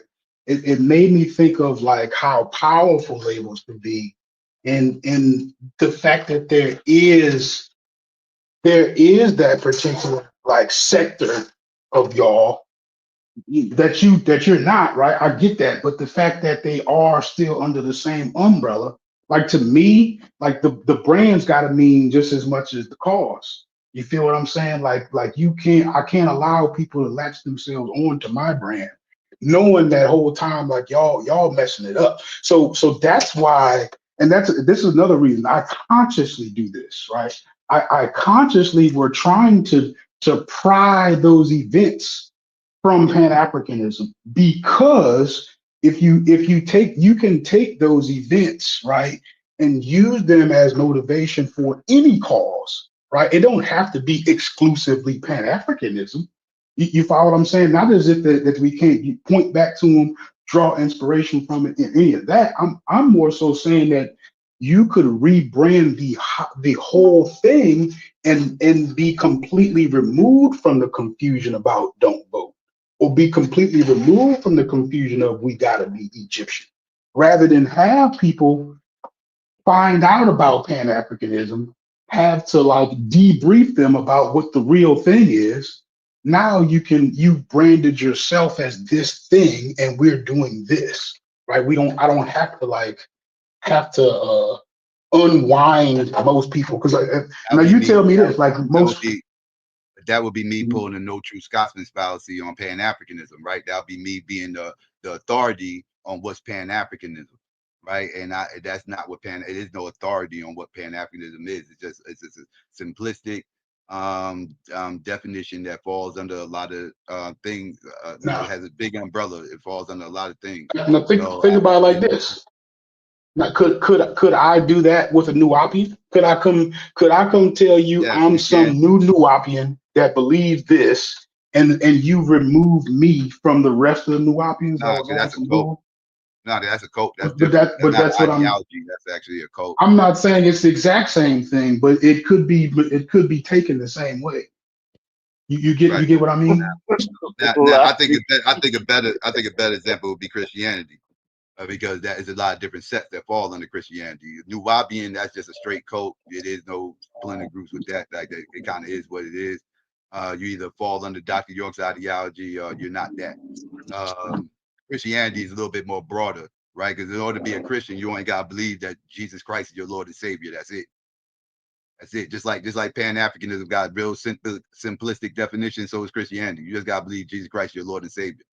A whole bunch of people believe Jesus Christ is Lord and Savior. A whole bunch of different cults, a whole bunch of different branches of Catholics. You got different branches of Catholic, Christian, different branches of Protestants, different Mormons, Jehovah's Witnesses. All these people believe Jesus Christ is their Lord and Savior. I got you. I got you. That was a nice try, Logic. That was a dirty goddamn tactic. But that was a nice. No, it wasn't dirty. It wasn't dirty. So if you're saying, are you saying that your brand is the mainstream brand, or you just fall under the umbrella? Mainstream, I don't think Pan-African is starting to become mainstream thanks to all this extra attention we've been getting lately. But I would say when people think of Pan-Africanism, they think of the culturalist type person. They think of the living color type of dude. They think of Umar Johnson. They think of the mockery. Right. That's what I meant. But I'd have to sit down with you in order to get your brand of Pan-Africanism. That's not what I feel like most people are like expressing when they're saying that. Because you have like I said, you got a practical way of going about it. Most people don't. They just got an emotional way of talking about it, right? So that would just that would be my actual. That's what I think is actually preventing Pan-Africanism from being what's up. The reason why I think the Umar Johnsons of the world is the mainstream, or whatever, because he's the one that leads with it on his sleeve. A A lot of people are Pan-African. You don't even know they Pan-African because they don't lead with it on their sleeve. Right. Because again, it's just an ideology, right? It ain't like a dress code to it. You don't have to have an RBG flag or none of that to be Pan-African, right? It's just the way they move, right? It's a way of life, right? And so a lot of people are Pan-African, but they don't wear it on his sleeve. Umar wears it on his sleeve, so he becomes like, I guess, mainstream or whatever. Right. So it's like you wouldn't need you wouldn't need the outward expression of being a Pan-African. So most people are looking at it from, or Logic, you're looking at it from that standpoint. Like, you know what I mean? A person can be a Pan-Africanist and not agree with everything that Marcus Garvey said or did. You feel me? Like that, there's wiggle room in these things. So you're gonna pick something about Pan-Africanism that you don't agree with, and then you're gonna attach that to everybody who says they Pan-African, and that'll be your argument. And you're going about it wrong. Each person can tell you why they Pan-African, and you'll have to accept each one of them on their merit. So to just go after Pan-Africanism is just a bad fucking idea. You can go at individuals for their individual, you know what I mean, stances and Pan-Africanism. You can pick it apart that way. But to just go after Pan-Africanism, you know what I mean, like that's just bad. You can go after the individuals. And once like Psycho explained his form of Pan-Africanism, now you can pick and choose the shit that you disagree with. You dig what I'm saying? But to just go at Pan-Africanism as a whole, that's crazy.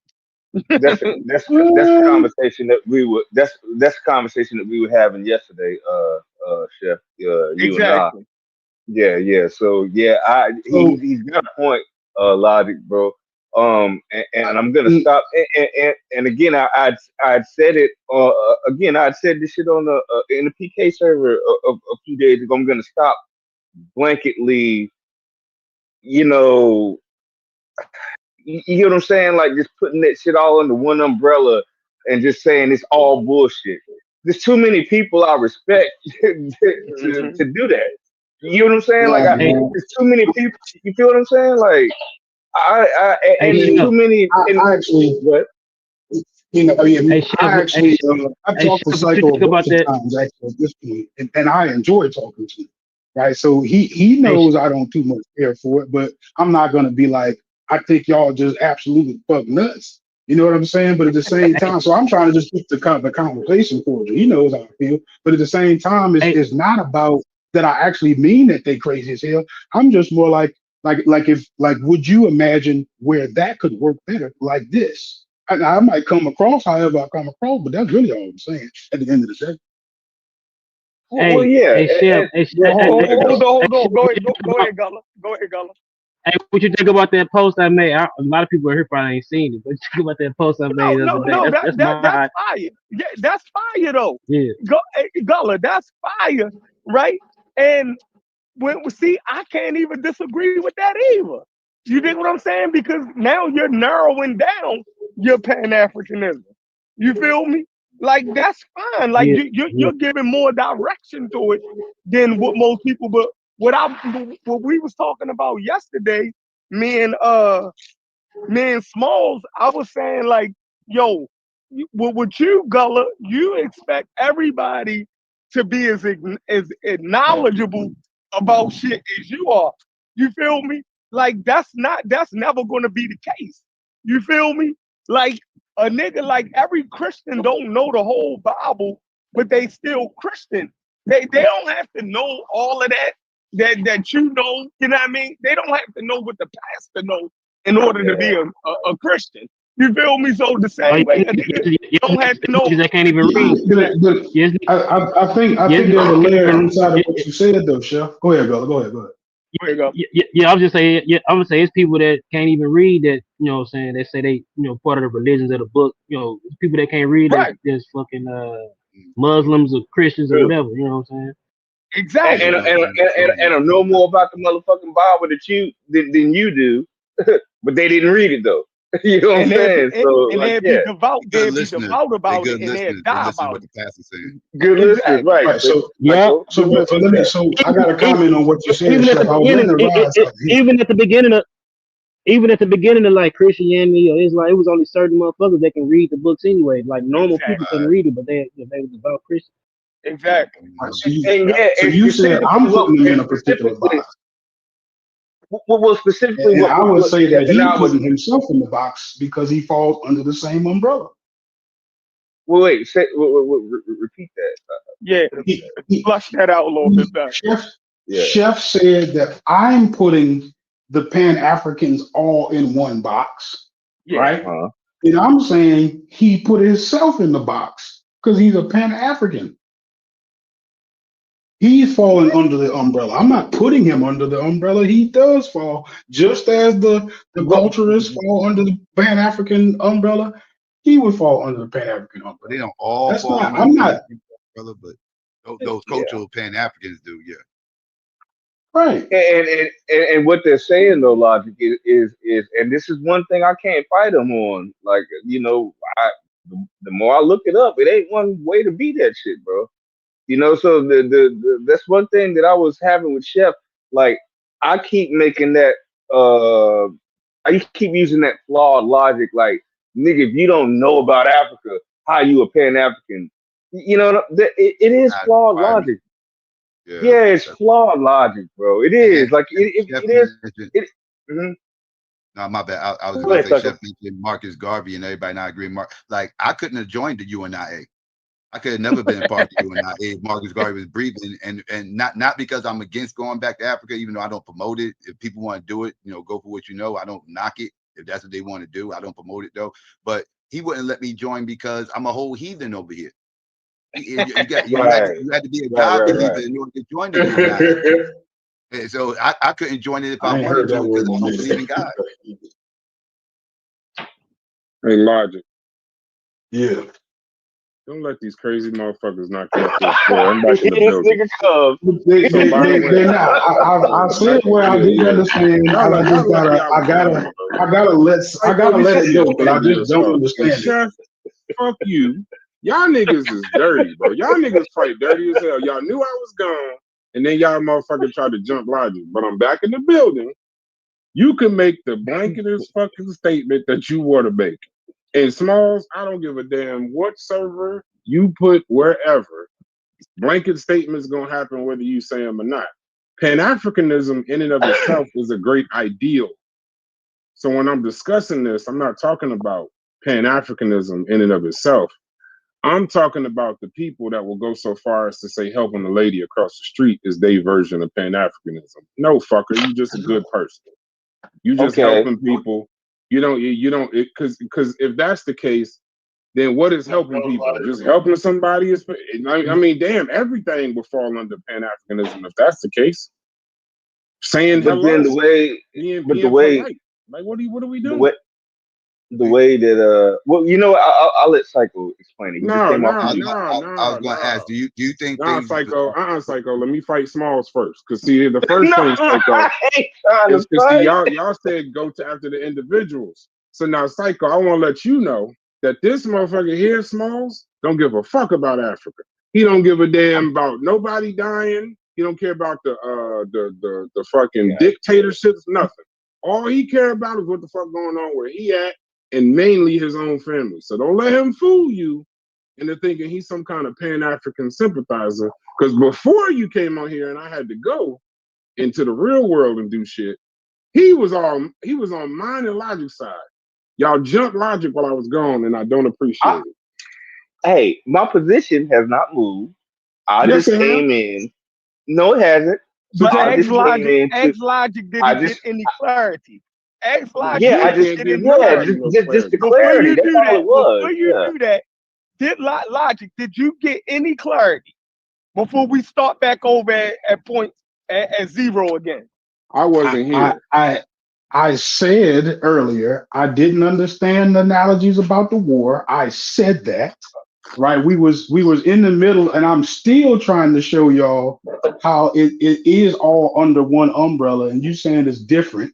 Okay. right? And you even gave me an example about them being about Christians fall under different denomination, and I'm saying like, well, you would still call them Christians, right? So if I have like whatever I don't like about Christianity, like it wouldn't just be like I guess it could be towards one But you're specific not. group But of you're not going to. Christians, but But you're not going to go to a Mormon and saying, "Why do you call Jesus Michael the Archangel?"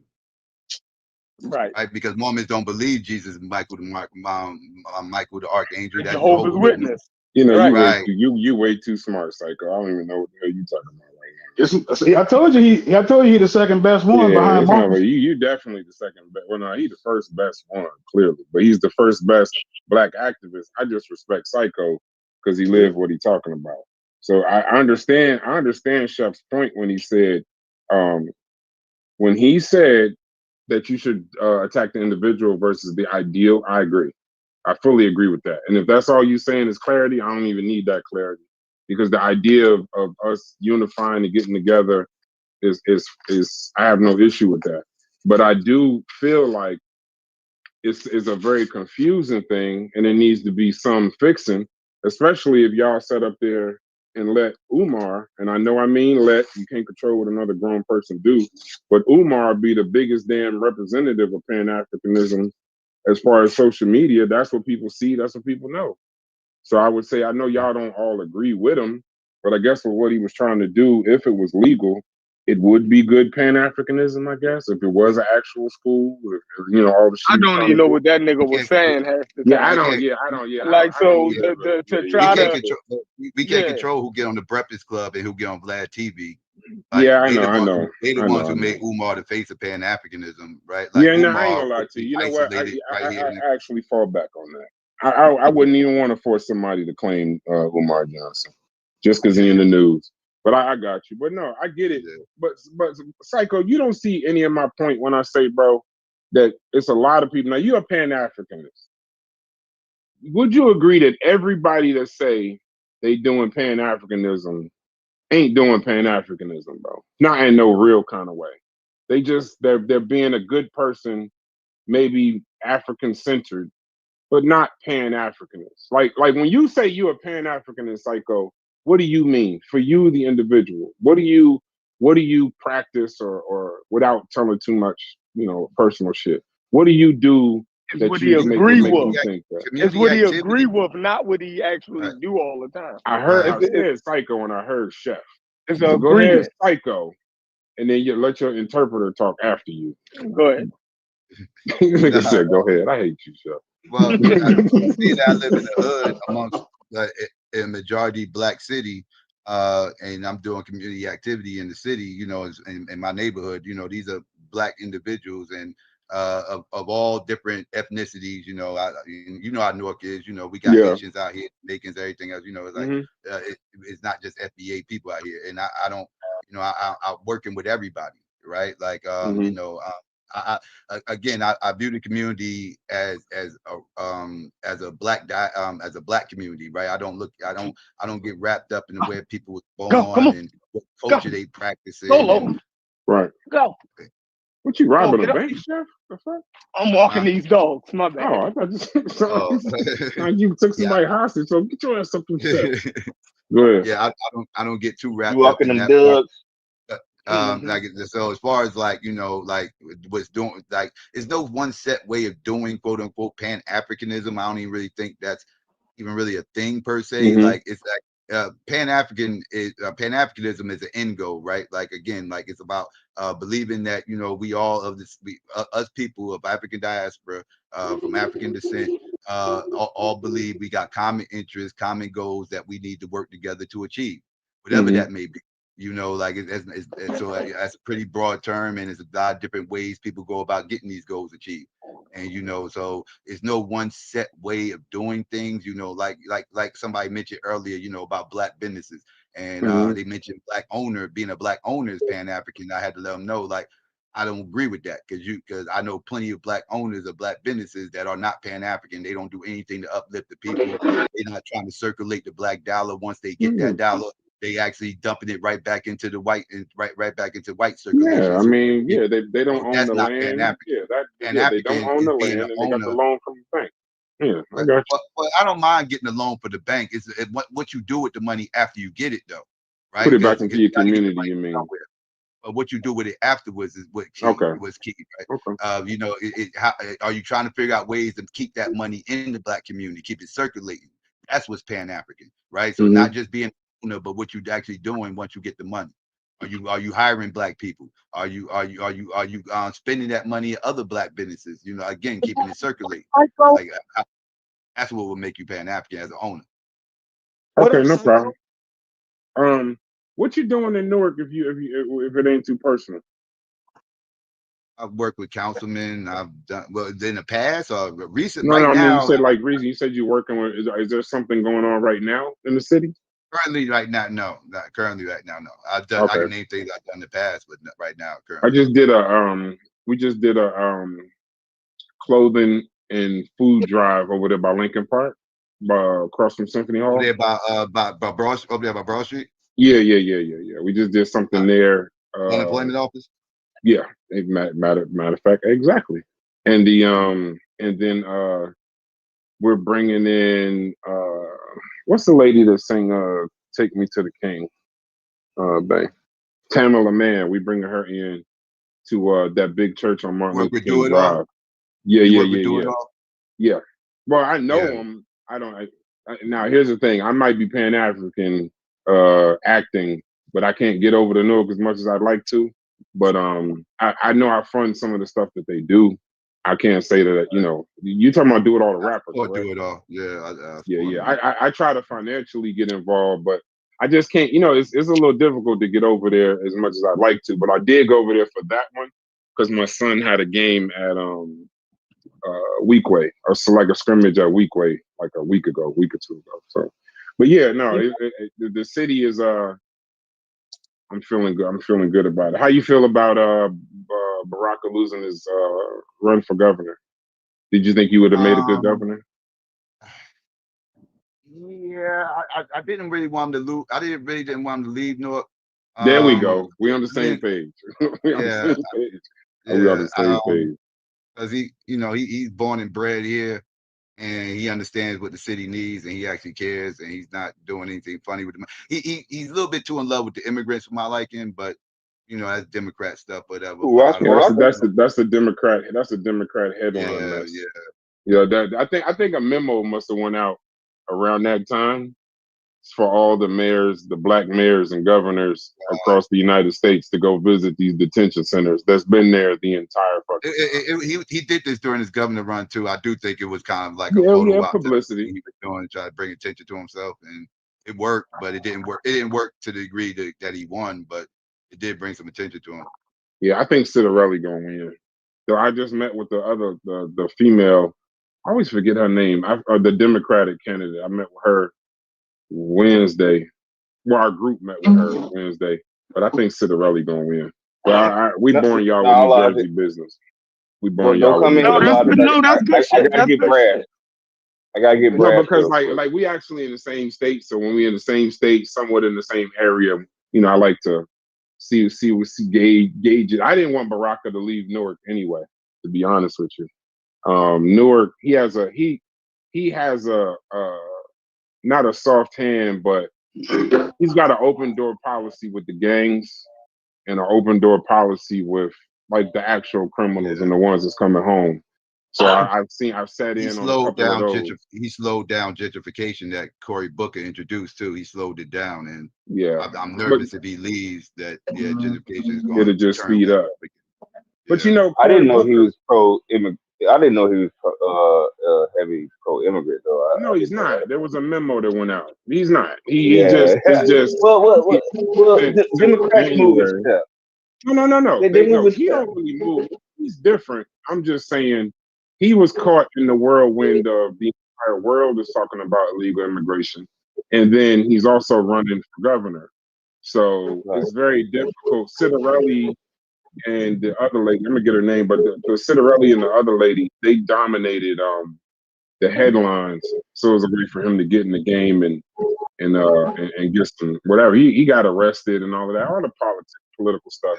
It went national. Yeah, so he got it, but then he did get out the mail lady way. What's the other? About What am I gonna say to you? why you thinking of that? Why you thinking of that, Brass? If I want to be a Pan African and I'm not, nigga, you don't want to be a Pan African, but you're a Pan African. I just wanted to say that.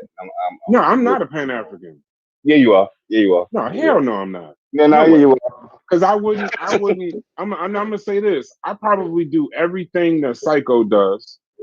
Probably Psycho is way more hands on than I would be. I'm way more hands off. But it equals out in the end, depending on what he does and what I do. But for me, like we said, we're gonna deal with it with the individual. I think Pan-Africanism without some focus on Africa, it wouldn't make sense for me. Because other than that, I think I would just be being a good person and trying to take care of my people before I take care of somebody else. And I don't think that's Pan-African. I've just always been like that. I was about to ask a question, but I'm not going to do it. But that is. I was about to ask. But hold on, Psycho. That nigga asked me, did I give a dime to Africa? I bet if I asked him the same question, nigga, you done gave some money to Africa. Yeah, so you a Pan African nigga. But I didn't. Pan African. I don't give a fuck what you say. I know. It'll sound good. Just listen to what I'm saying. I did it completely selfishly. Like 100% Okay. selfish. It was not to help anyone other than me and my family. It was not. It was like it was a business move. As soon as they started talking that we'll make you a king and all that other shit, I ain't want to hear none of that. Because that's how they get the microchip in you. You know, I wasn't interested. You don't got to make me no king. I'm gonna donate if it makes sense. I'm gonna do some philanthropy if it makes sense. First, though. But you are thinking about black people first. Yeah. And he's thinking about black people first. Psycho Patience is fighting. At its core, that is Pan-African at its core. He's fighting it. He's fighting it. That nigga's a Pan-African. Don't give a fuck what he said. I'm gonna say this. I'm a free agent. So FBA, if y'all need a good player, holler at me. Maybe I'll see if I'll be FBA. I'm a free agent. But until then, I'm a very selfish businessman. And depending on who cooking at the time. Right now, I don't want to be Pan-African because y'all niggas got Umar. I don't want nothing to do with Umar, the Sarai, Suit and Seti, and all them guys. I don't want nothing to do with it. And if C-Dot called me another coon or a Sambo, I'm gonna not want nothing to do with his ass neither. And I hope you at work. That nigga Dot was crazy. You know the one thing about you Pan-Africans, maybe not you, Psycho. Y'all the quickest motherfuckers to use the word coon and Sambo talking about black people than anybody on the planet, bro. I ain't gonna lie. The Christians got Eddie Long. You dig what I'm saying? You ain't. Yeah, but we far away from them though. Because exactly. Ain't No, don't Umar nobody was like last week. Dr. Umar Johnson. Don't nobody on here know Dr. Umar Johnson. Ain't Everybody nobody on here know Umar Johnson. I never sent You him a feel dime. me? I never sent him a dime. Exactly. So you ain't denounced Christianity because of Eddie Long nasty ass. You feel me? It was time to get off the ship. Right I forgot now. about Eddie Long. You brought him up. Exactly. Nasty nigga. That nigga was nasty. Creflo Dollar. That nigga was Dollar. super Creflo nasty. Dollar. Hey, that nigga was that's the biker shorts. That's the biker shorts and bike outfit, the bathroom mirror dude. He was nasty as hell, bro. Oh God, he was nasty. Wait, what Bishop Ewok do? Nah, they caught him because he was he was posting pictures. He like a bike rider or something. And he kept posting pictures of himself in the bathroom with like biking shorts and the whole Tour de France outfit on in the middle of Atlanta. Just wild. Oh, wild ass nigga. Wild as hell. Creflo Dollar got the community for way more money than Umar did. He brought a whole jet, all types of stuff with his money. I never understood Creflo Dollar. I understand. But at least Creflo Dollar was giving him. something back. I don't understand that because even within Christianity, that's a different. It's Christianity, so I'm gonna start at that sentence.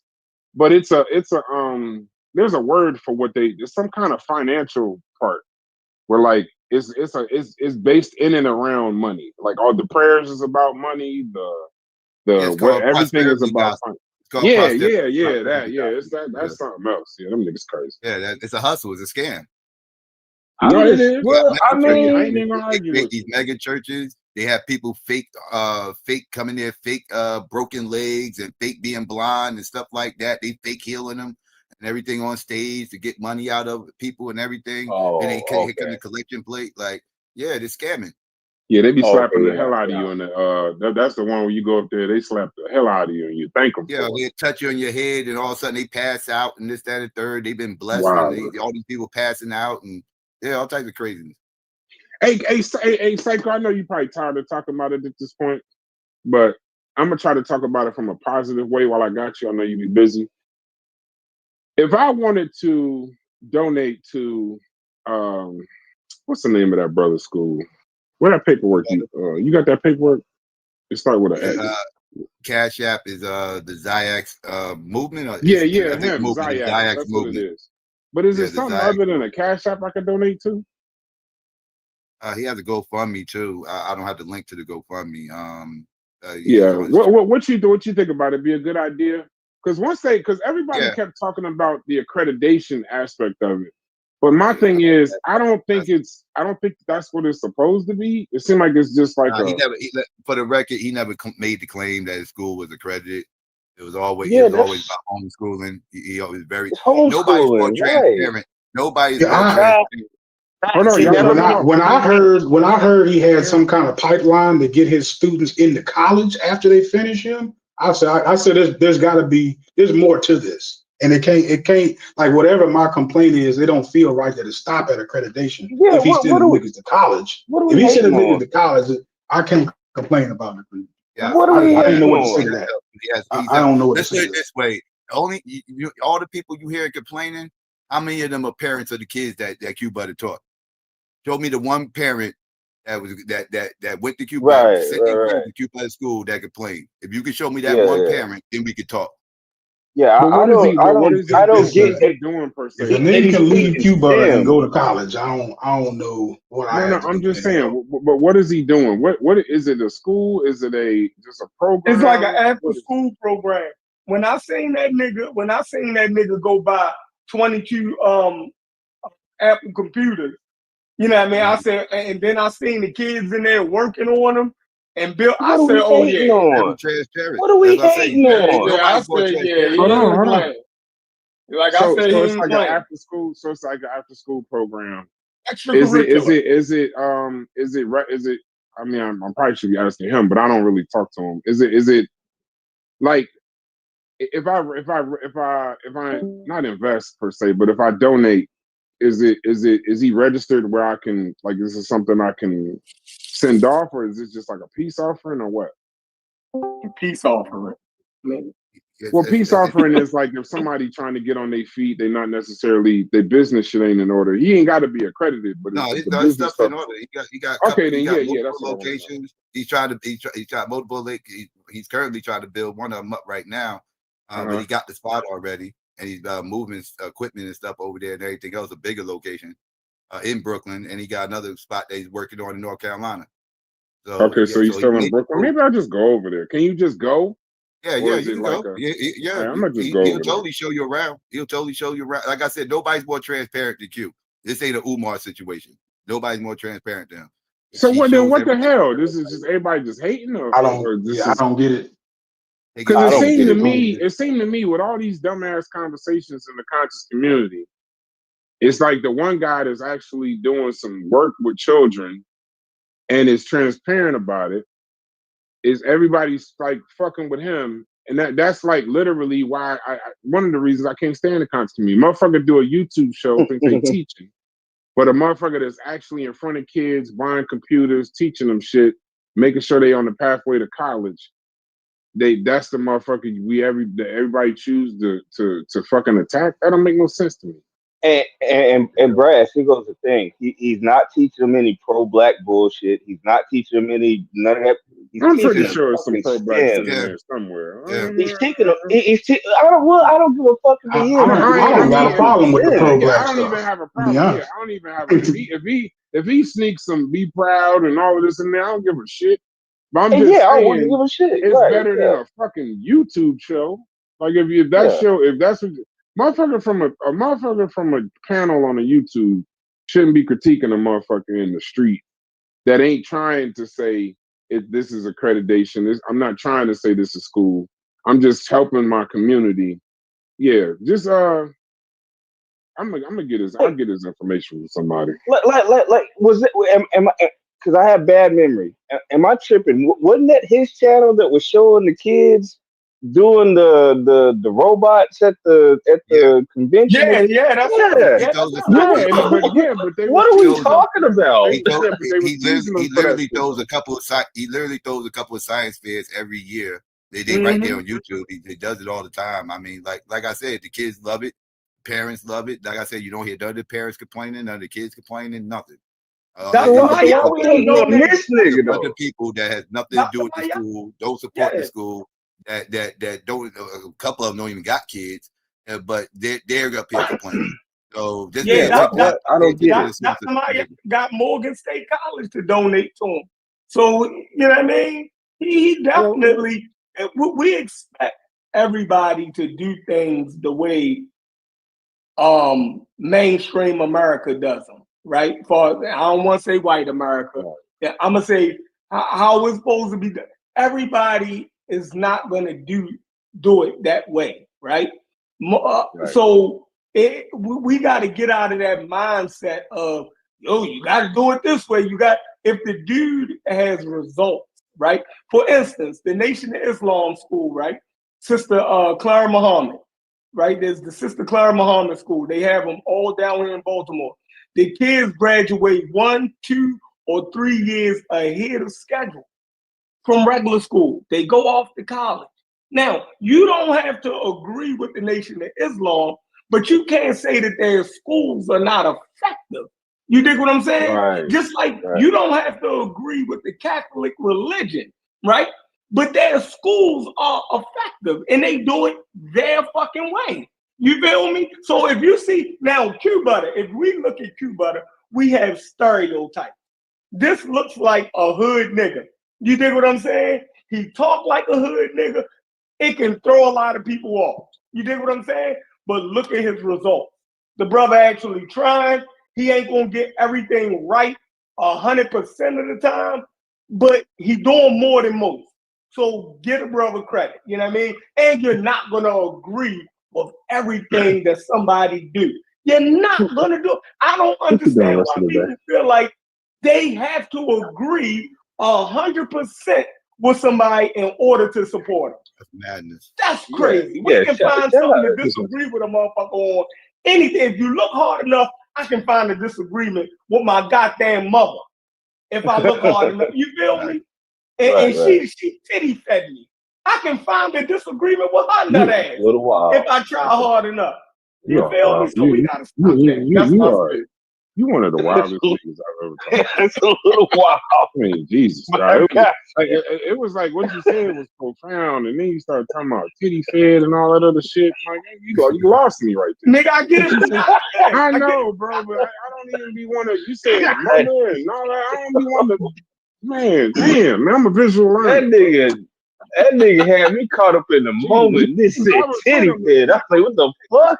All the way off. But I got the point. I got the gist. Then he started talking about his mother titties. Like, yeah, it's like I'm like, go. I'm a titty fed. All right, man. Hey, nah, but shout out to Q-Butter though. For real though, like I don't. You know, I heard a little bit of the controversy that. Yeah, I heard a little bit of the controversy that happened. I don't really understand it. But shouts out don't to look too hard into a motherfucker because you gonna find something you disagree with him. No. Yeah, man. No. It's not gonna look into. Listen, because you know what, Chef? I'm a Newark nigga. I don't really trust New York niggas anyway. So if I talk to him too long, he gonna talk himself out of the check. But I just want to see. Brooklyn niggas is the worst. That's slave. But if you go, I just want to make sure it's something, you know, it's not. I can't let y'all put that. I just want to see it. I'm when it comes to donating and stuff. If I can, some things you can't pull up to. That's in Brooklyn. I could be there in 45 minutes. So that's not that tough. And plus, I could there's some restaurants over there and spend a day. But how y'all feel about Marilyn Westmore saying that President Trump is the greatest president he's seen in his lifetime? Ooh, Jesus Christ! Wait, what? Yes. Westmore said Or that did he I've been, say I've that, been, or did hold, Trump say he said from that? Maryland. Wait, from this one Maryland. in, man. I've been holding this one in, Chef. Did he actually say, or did Trump say Listen, he now said? it See, I is, gotta go look. hold on, it is questionable because it's dealing with Trump. So I'm not saying this is 100%. Oh, okay. So what's going on right now is, he went to the game, Chef. The I think y'all had the Army Navy game up there, and hold on, I'm gonna pull up the exact article because they want us to talk about current events too. So it says that so Trump said He a tether though. Yeah, I see why you don't like him. You know what's funny? I see why you're not necessarily. Now he's the #1 candidate in The Rock for some reason. But so it says, after a weekend of jabs on social media, President Donald Trump and Wes Moore are continuing their feud. Trump claiming the governor called him the greatest president of my lifetime. And now Moore is saying that it was an imaginary conversation. So he said, Trump said, I met him at the Army Navy game. I said, oh, there's Governor Moore. Someone said to him, oh, there's Governor Moore. I'd love to see you. He came over and he said, sir, you're the greatest president of my lifetime. Adding that Moore told him he was doing a fantastic job. So then Moore afterwards said, it was you could see the conversation. He didn't say those words at that time, but they met twice. They don't have the other meeting on camera. So, but I was sitting there, Chef, and it leads to a bigger question. So Moore is running for president, right? But now the other Democrats are attacking him. They're saying that he's gonna like a black token face, which I've never heard Democrats say, but now all of a sudden he's a black token face. And Trump was saying that the numbers in Baltimore are terrible. The number of the crime or whatever in Maryland is terrible. How does Maryland feel about Wes Moore? Because that is the #1 candidate right now for president of the United States in the next 3 years. But Maryland is way bigger than Baltimore. No, I know. Hold on. So when you feel about him? Yeah, but if you judge Maryland by Baltimore, then you're not looking at some of the richest places in the country, some of the most affluent places in the country. If you just look at Baltimore, and just because he's black, I don't even think Wes Moore ever lived in Baltimore. So how the fuck could you even, put the stamp of Baltimore on fucking Wes Moore just because he's from fucking Merck? That would be fucking crazy. Nah, but Trump, that's Trump's style. Trump a wild nigga. He gonna pick your worst. He gonna pick the worst thing you got going on. The whole world don't think like you do.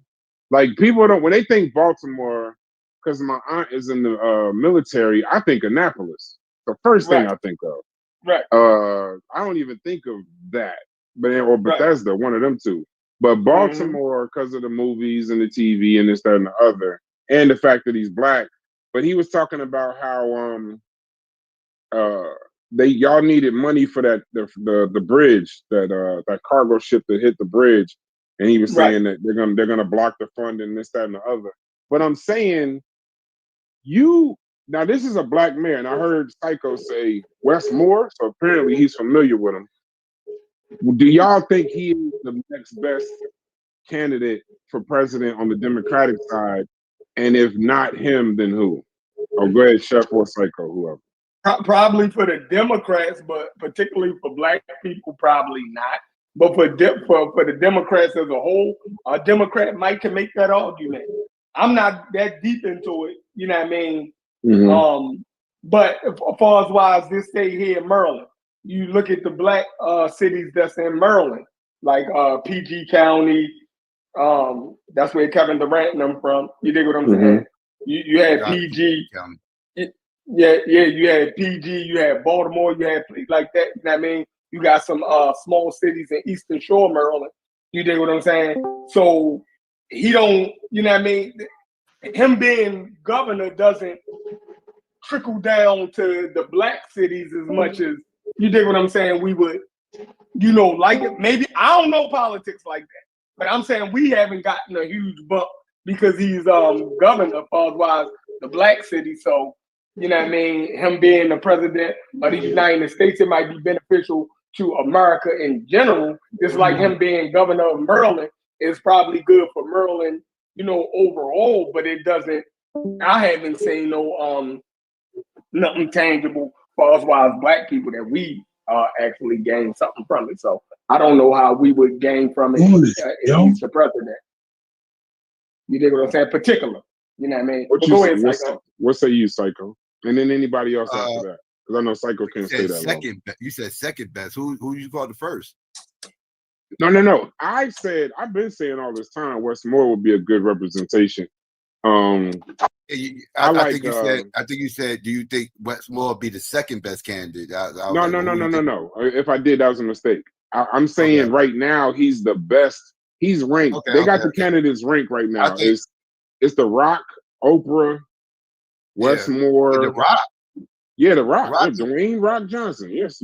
Swear to God. I said they got him as a serious candidate that could win. You know, as a dead serious candidate. And what's the name too? What's the other TV guy? He's thinking about running independent or running Democrat. I know Stephen A. Smith. Yeah, it's all celebrities and Wes Moore. It was Stacey Abrams. She's not interested. And it was Gavin Newsom. Gavin Newsom. We in the Gilded Age for real, boy. We about to have another celebrity president. Rock name is crap right now. I don't think he's going to win nothing.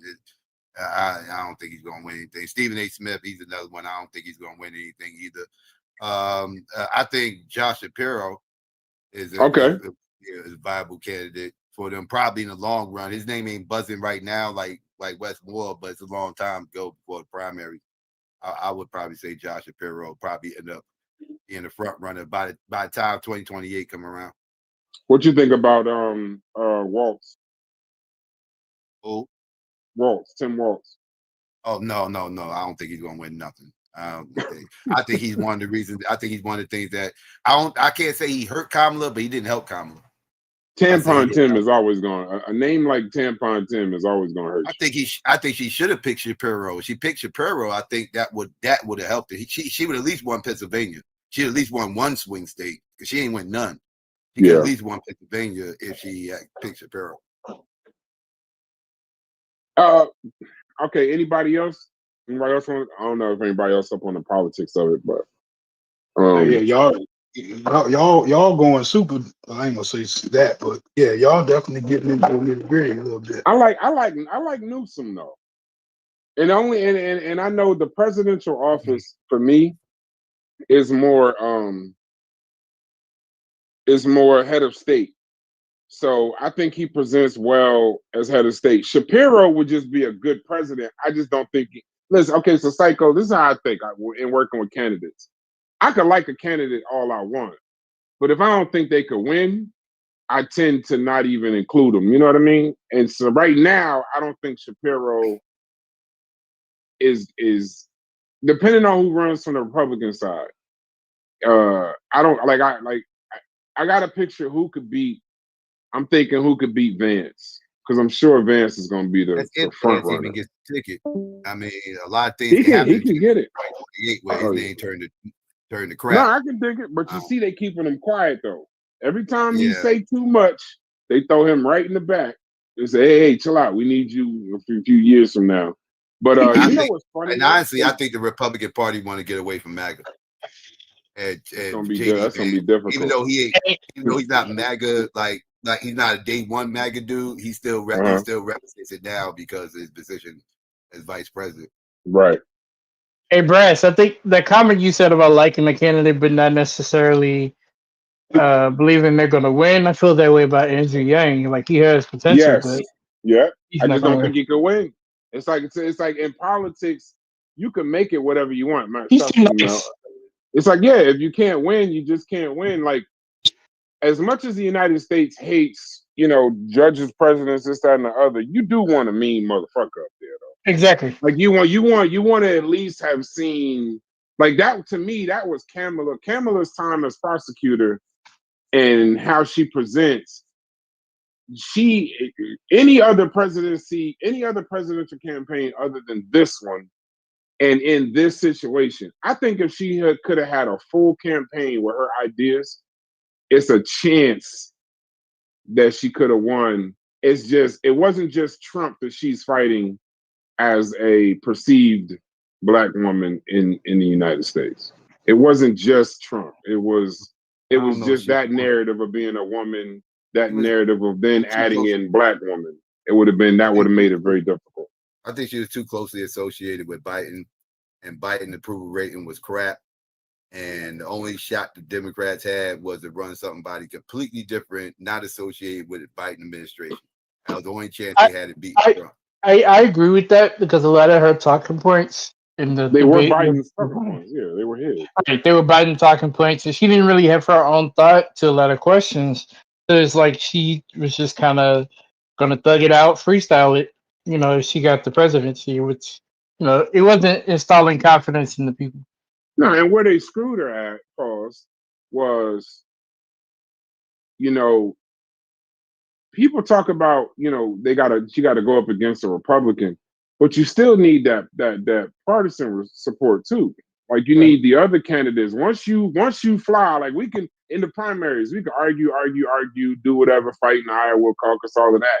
But then once one person wins, it's literally an unwritten rule. Everybody else throws their full energy in front of that person because you definitely want your party in the executive office.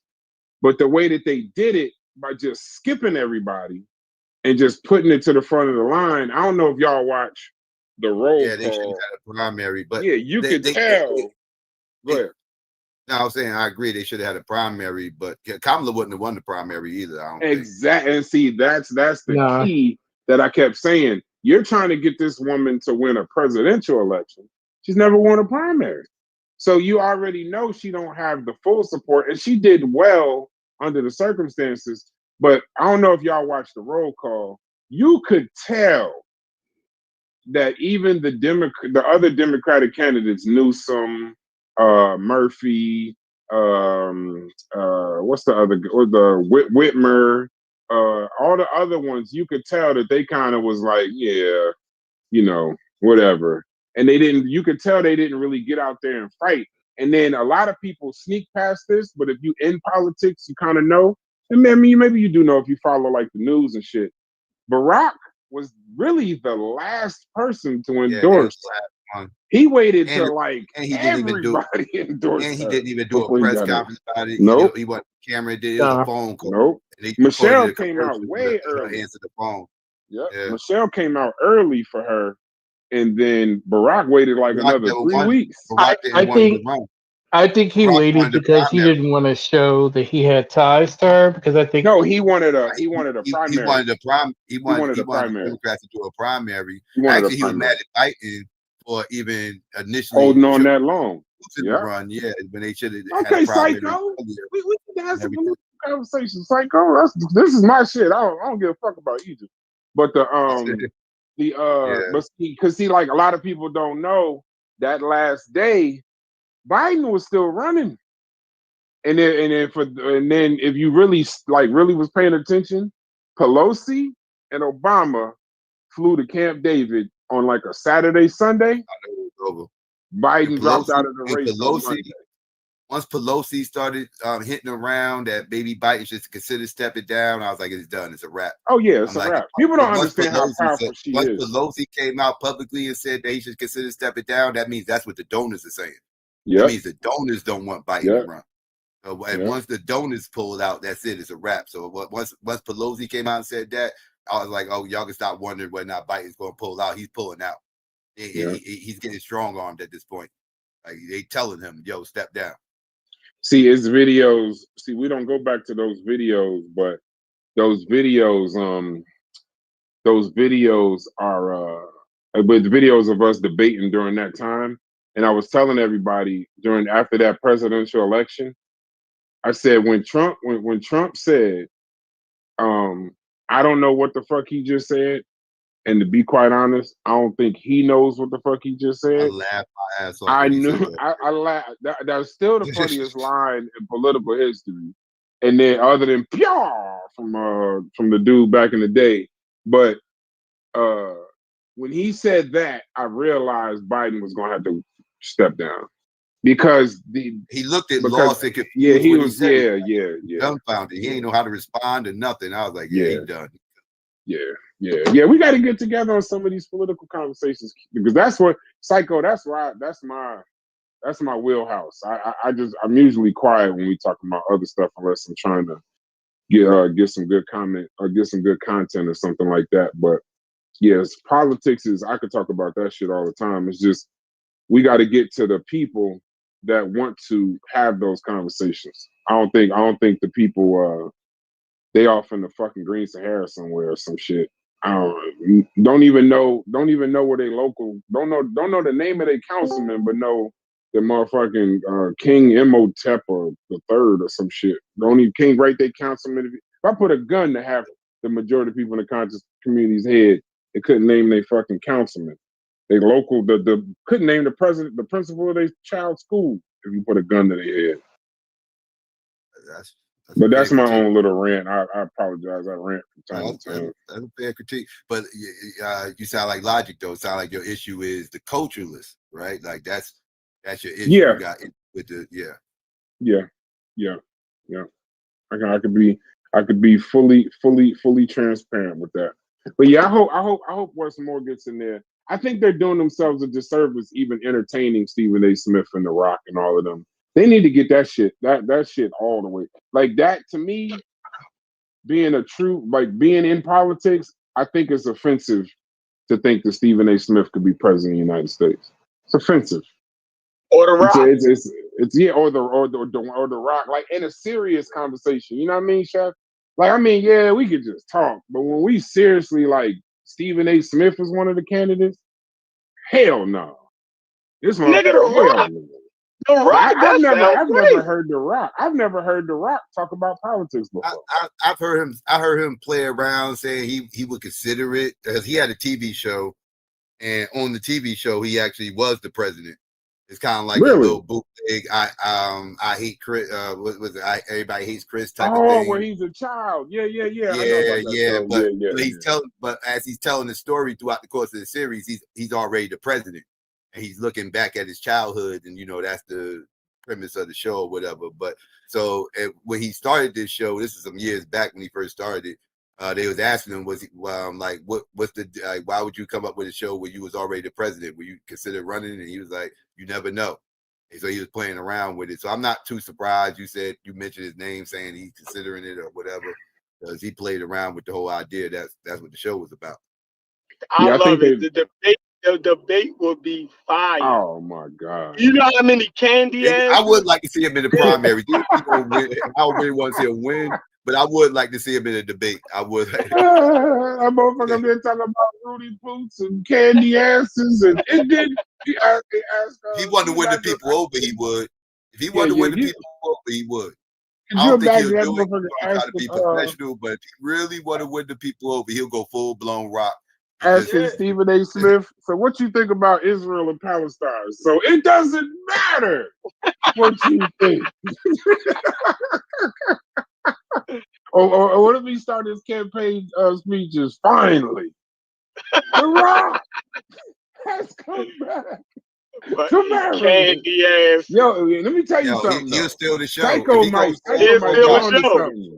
Psycho might be on to something, because let me tell you something. He might laugh. You know how a woman to say he laugh right into her panties?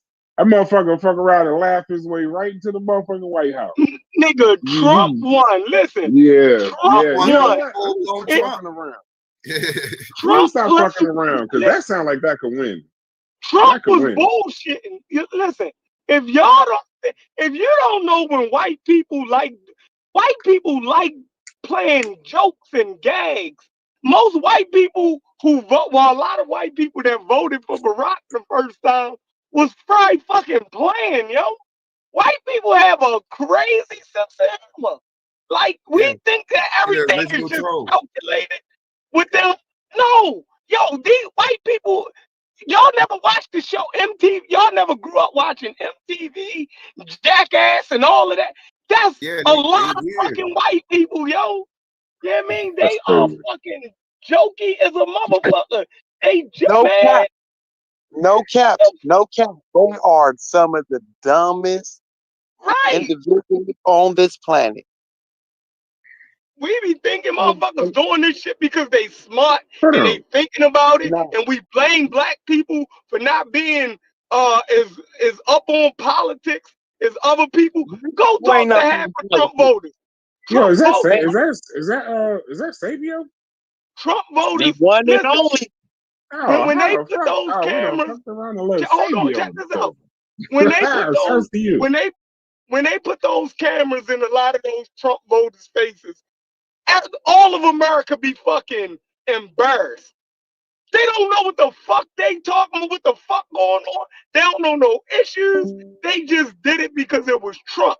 And how do we know this? When fucking Reagan won, most motherfucking Americans voted for Reagan because them old motherfuckers at that time grew up with him motherfucking being a fucking actor.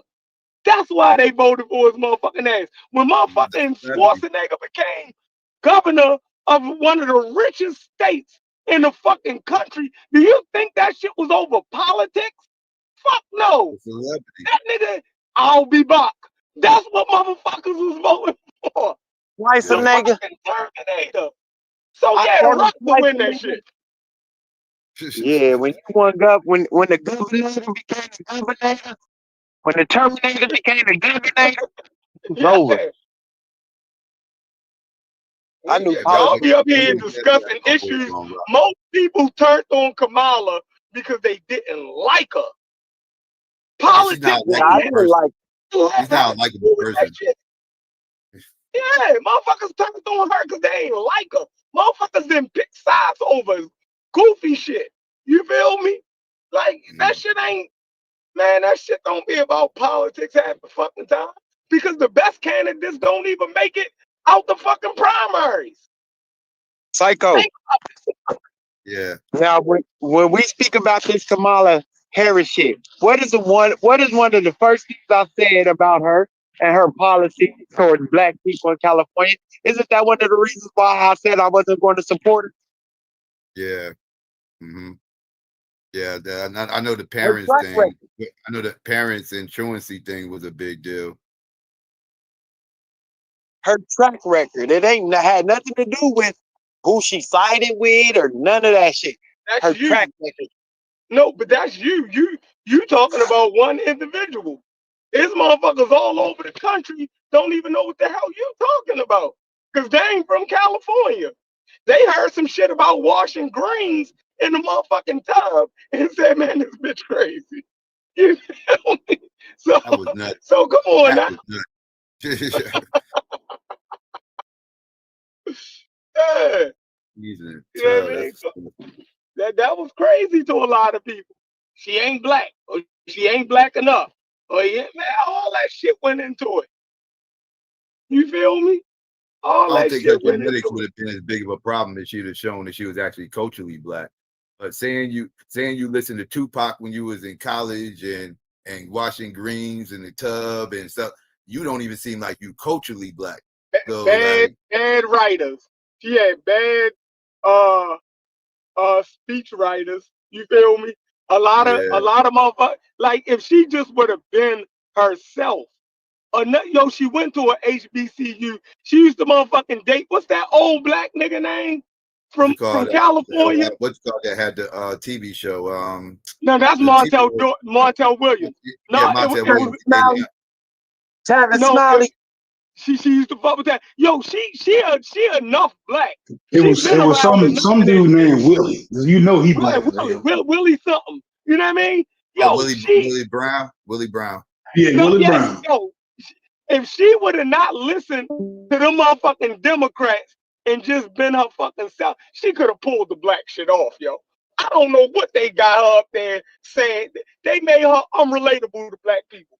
But she done been around us long enough where she could have played that shit the fuck off, yo. The same way Barack was able to do that shit. You know what I mean? She could have played it off, but she was too inconsistent for people to trust her. Barack had a okay jump shot. Yeah, that's what sold it. Yeah. Jump shot winning. he knew enough black R&B. And, you feel me? And Barack had a crossover too, Psycho. So come on now, like yo, she could have got that shit off, yo. You can't be listening. You can't be listening to them speech writers and them motherfuckers like, yo, they'll fuck you off, yo. Once I Nah, seen old she pictures was of her trying she before was death trying to doing blend videos, in. I She was said, yeah, trying to blend in while holding on to her Indian heritage. When she did that one video with the popular Indian chef, I think Yeah, that that made her cooking. views go down. Yeah, that cooking show. That's what she got. Yeah, because she was Yeah. breaking her neck it ain't talking even about enough she's black. Indians. She was trying to blend in so hard it was inconsistent. It ain't Yeah. even enough Indians here to even cater to them. That was dumb as shit. You feel Right. me? Like, Right. what are you doing? Like, it's not. They're not even gonna help you. Like, fuck is you talking? Fuck is you trying to get the Indians on your side for? Makes no fucking sense. Black people, that's what you should have went. You had a motherfucking Jamaican father, baby girl. You could have pulled that shit the fuck off. You fucked up. You feel me? Yeah. You fucked up. Oh well. I still love her. I still love I think she's done politically. There ain't too much she can really. I think running for president again would be a mistake because the country done showed twice, not once but twice, ain't messing with her. It's time to move on. And I think her going to try to be governor of California would be a step down. She already said she wasn't going to run. Right. I think that, Also, like her past history with things, her policies really hurt her too, because she didn't even own them. She didn't even own it and say like, okay, well, I changed my views on those past policies. She just completely denied them. like, how do you go from vice president to governor of California? That's totally a step down. I don't think she's interested in that.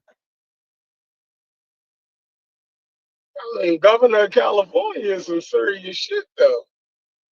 It's a step down from vice president, though. Most vice presidents don't, after they leave being vice president, don't go to be a governor. Yeah. It's only one step above. Like they either going to try to become president. If not, they usually out of politics. For the most part, that's usually what happens to most vice presidents. Yo, what do it mean when a person has white, what do they call do-rags? What, you know, that the gang members be having, like the red. This nigga got white do-rags on his door handles of his car. Does that mean I'm supposed to get the fuck away from him? What the fuck does that mean? I don't know. Hey, I'm gonna go ahead and say yes. I can't really talk right now, but I'm gonna go ahead and say run for your life, nigga. That's crazy. This nigga got an M5 and then tied soldier rags on the fucking handles. Oh yeah. Hey, Psycho, how long you been doing debates? Debates? Since I got on this side of YouTube. About Can 10 you years. if I set up like a little quick consultation, because we getting into that game, maybe show us some of your missteps. We paying for it, obviously, but just like show us, sit down with us and let us know, like, you know, where you missed that, maybe some good ideas and different practices. If we could set that up, would that be a problem? That wouldn't be a problem. Would it? That'd be a problem. Okay, cool. I'll set it up because we want to get into the game, but I saw the one you did with Domo. He got washed, but I like the Domo lately. Yeah, Domo got washed, and the guy that was talking was not even like all that deep, but he was just better. I think Domo. I think Domo was. What was the invasion? I forgot. Domo was right. This was like in the past 3 months, 3 or 4 or 5 months, whichever. I guess it might have been whatever Domo's last one. Domo was clearly right, but the message didn't get across to me. Shouts to Domo, but it was like, I don't know. I tell people all the time, it doesn't matter if you write in a debate, it's how you do it. That's why they have debate classes and debate teams and shit. A flat earther can beat you in a debate, and we all know the word earth ain't flat. But no, I want to sit down. We'll set it up because we got a bunch of good debates. Even if you want to be like a part of it, But I wanna do it the right way. I want to do it the right way. And I know you've been doing it for a long time. So, but yeah, If you Hey, lose a debate to a flat earther, you shouldn't be debating. A flat earther might could beat me in the yeah, debate. I think a flat Like, earth. Let me stop. I think a flat earther can beat a lot of people Flat Earth, in they a beat a lot of motherfucking. people in debates. Yeah, I've Yeah, seen a they flat. got I've a seen a lot of flat earth. information. Yeah. They know a lot about science that the average person don't know. Don't Like a lot of know. these Yeah. flat earthers know science. Like they comprehension might be down, and they got confirmation bias, but like they know like how big the Earth is, or how fast it rotates and stuff. Like the average Yeah. person don't know how big the Earth is and how fast Right. it rotates, and whether the color of the sky, why it looks the way it looks, and the distance between here and the moon and stuff. Like they know all this stuff. Like the average person don't know that stuff, so they can talk them in circles. Yep. Yep. Fucking flat earth, get your ass. You'll be looking crazy. Yeah. How What's the you know? name is a good What's the name is a good If debater. flat earth beat you in a debate, you shouldn't be debating a flat earth on a flat earth. Yeah, I don't even think I would take that debate, to be honest with you. If somebody tried to debate me on flat earth, I wouldn't take that debate. A good Hebrew Israelite to get you up out of there. You know what I mean? I ain't gonna lie. Like Flat the the fuck? I've heard bad atheist arguments. So yeah, Exactly. I agree with their position, but the arguments was bad and they got washed. Sanchez actually killed it. He killed flat earth to me, right? Like I'm gonna go ahead and take my props now because I didn't do it when it happened. But when Unc did that first slide, when he actually did the first slide, when he did the debate against Sanchez, that's actually my video. I'm the one who gave him the clip, but to actually use it, right? Because what it said was Sanchez said space is a vacuum, right? Everything in outer space tends to like try to clump together and form spheres, right? Because it's drawn to one central point. So that actually says that he understands how and why planets are formed, right? But he knows enough about the subject to confuse the audience.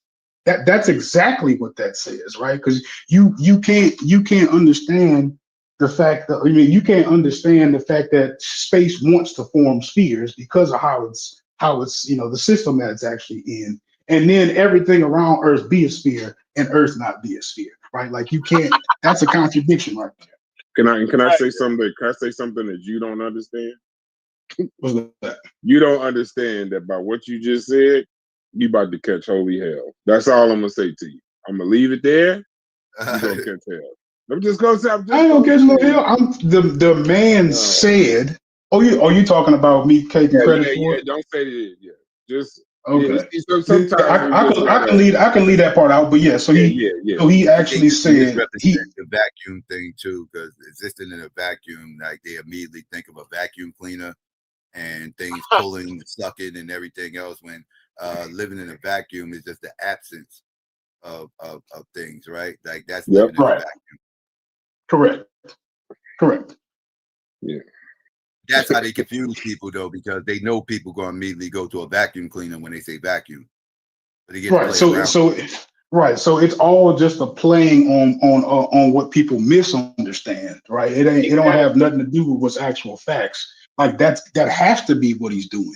You know what I'm saying? And to like that particular, he made a slide the day before the show, the day before the debate, and he mistakenly put a whole slide up there of him agreeing that space wants to form spheres. Like from, you know what I'm saying? So like that says that he knows that everything in space is a sphere, but some kind of way you argue that Earth ain't a sphere. So kill yourself. Psycho, before you go, bro, I gotta last thing I wanted to be able to bring up with you, right, is I see like today actually kind of gave me a little bit more insight to be able to make some better commentary, right? So do you see the end, like do you see that, like, when you express the end goal, how that could possibly be distracting to other people? Do you see that as a possibility or not? I definitely see it being problematic because people get stuck there instead of getting things started and getting things in motion. They get stuck at the end Right. game because they can't envision the end game because we're so far away from the end game. And so Right. that's why I never present it as something that we're going to achieve within like the next 2 weeks, 2 months, 2 years, 20 years. I don't even present it in that fashion because I don't even really like talking about it too much because I understand that people's minds are going to get stuck there, and people want to see No, results. and People yeah, want to I see. actually don't mind. I don't mind that you talk about it. What I mind is that when people act like that's not what they're trying to say, that be the shit that bothers me, right? At least that you clean enough to just be like, nah, this is what it is, and we could talk about that. That I appreciate. You feel me?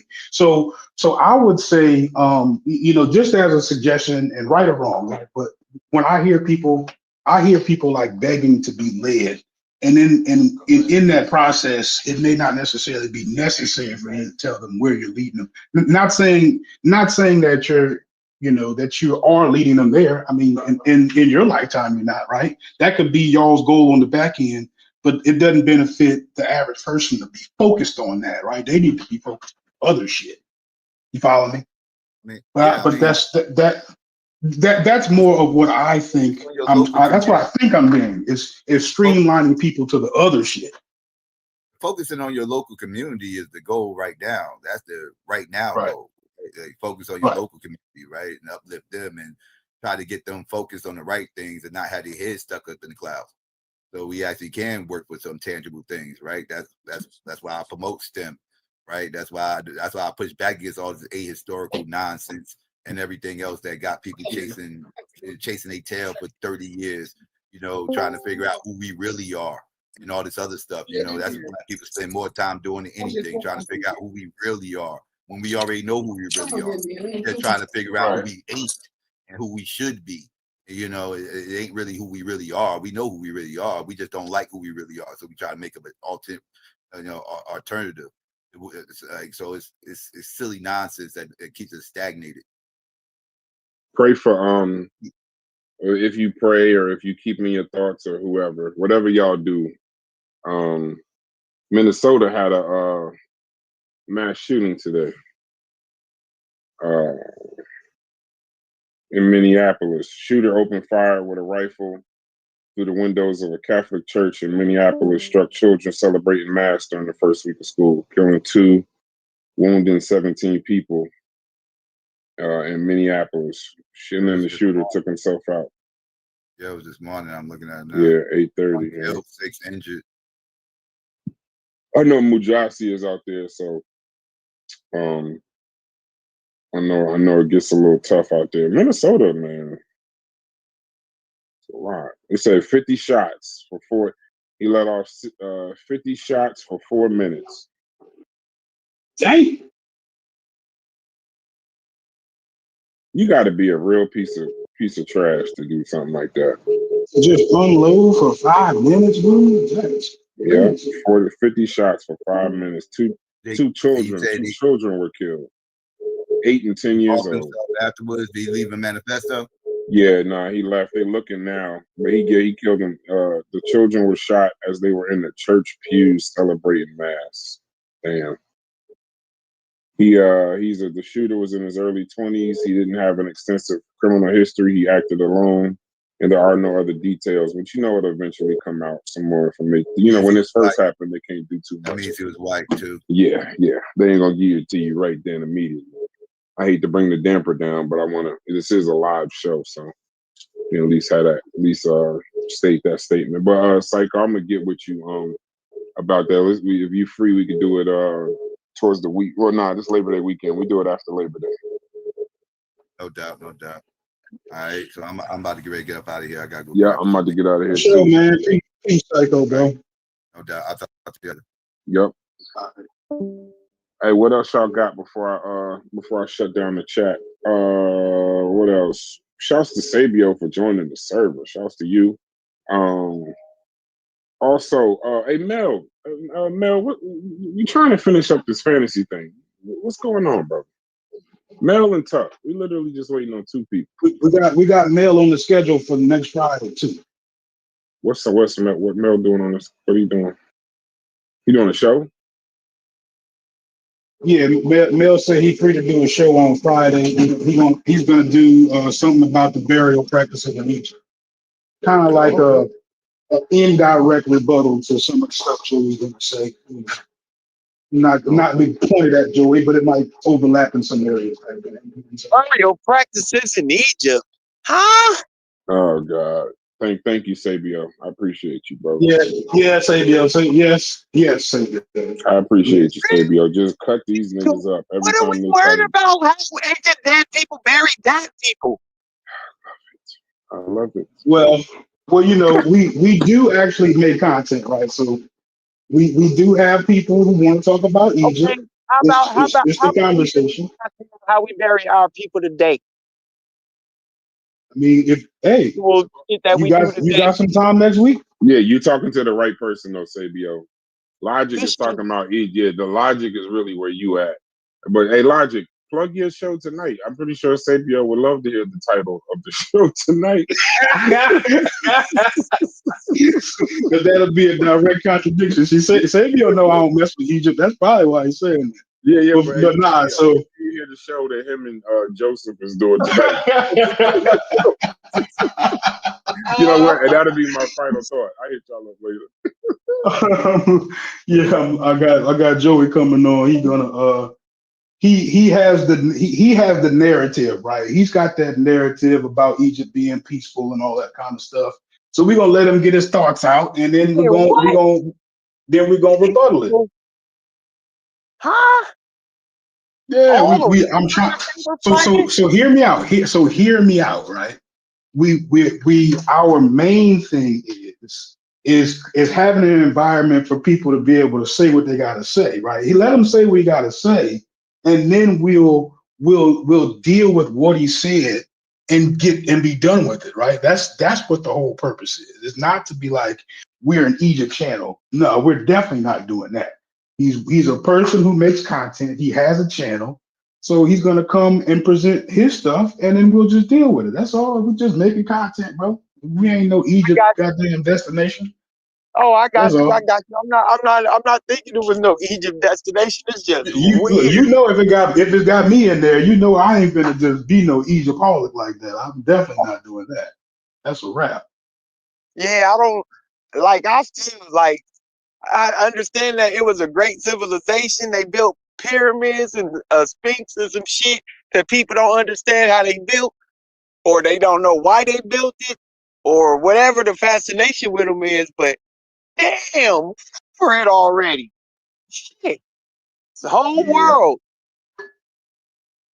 Yeah, he's a magi archer, so we're gonna try to deal with it like adults.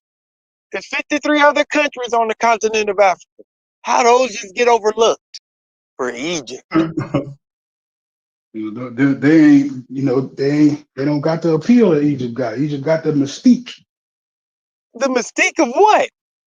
Death. It absolutely has a mystique. You can't debate if Egypt is a mysterious place or not. I mean, it definitely is. It's got its own draw to it for sure. For those people that thinks it's mysterious, it's just the land where people did shit. Where people did shit all over the world. The hell is no more mysterious than North Sentinel Island. The fuck? Quit playing with me. For real. Only thing that gives it the mystery is them fucking pyramids and the Sphinx.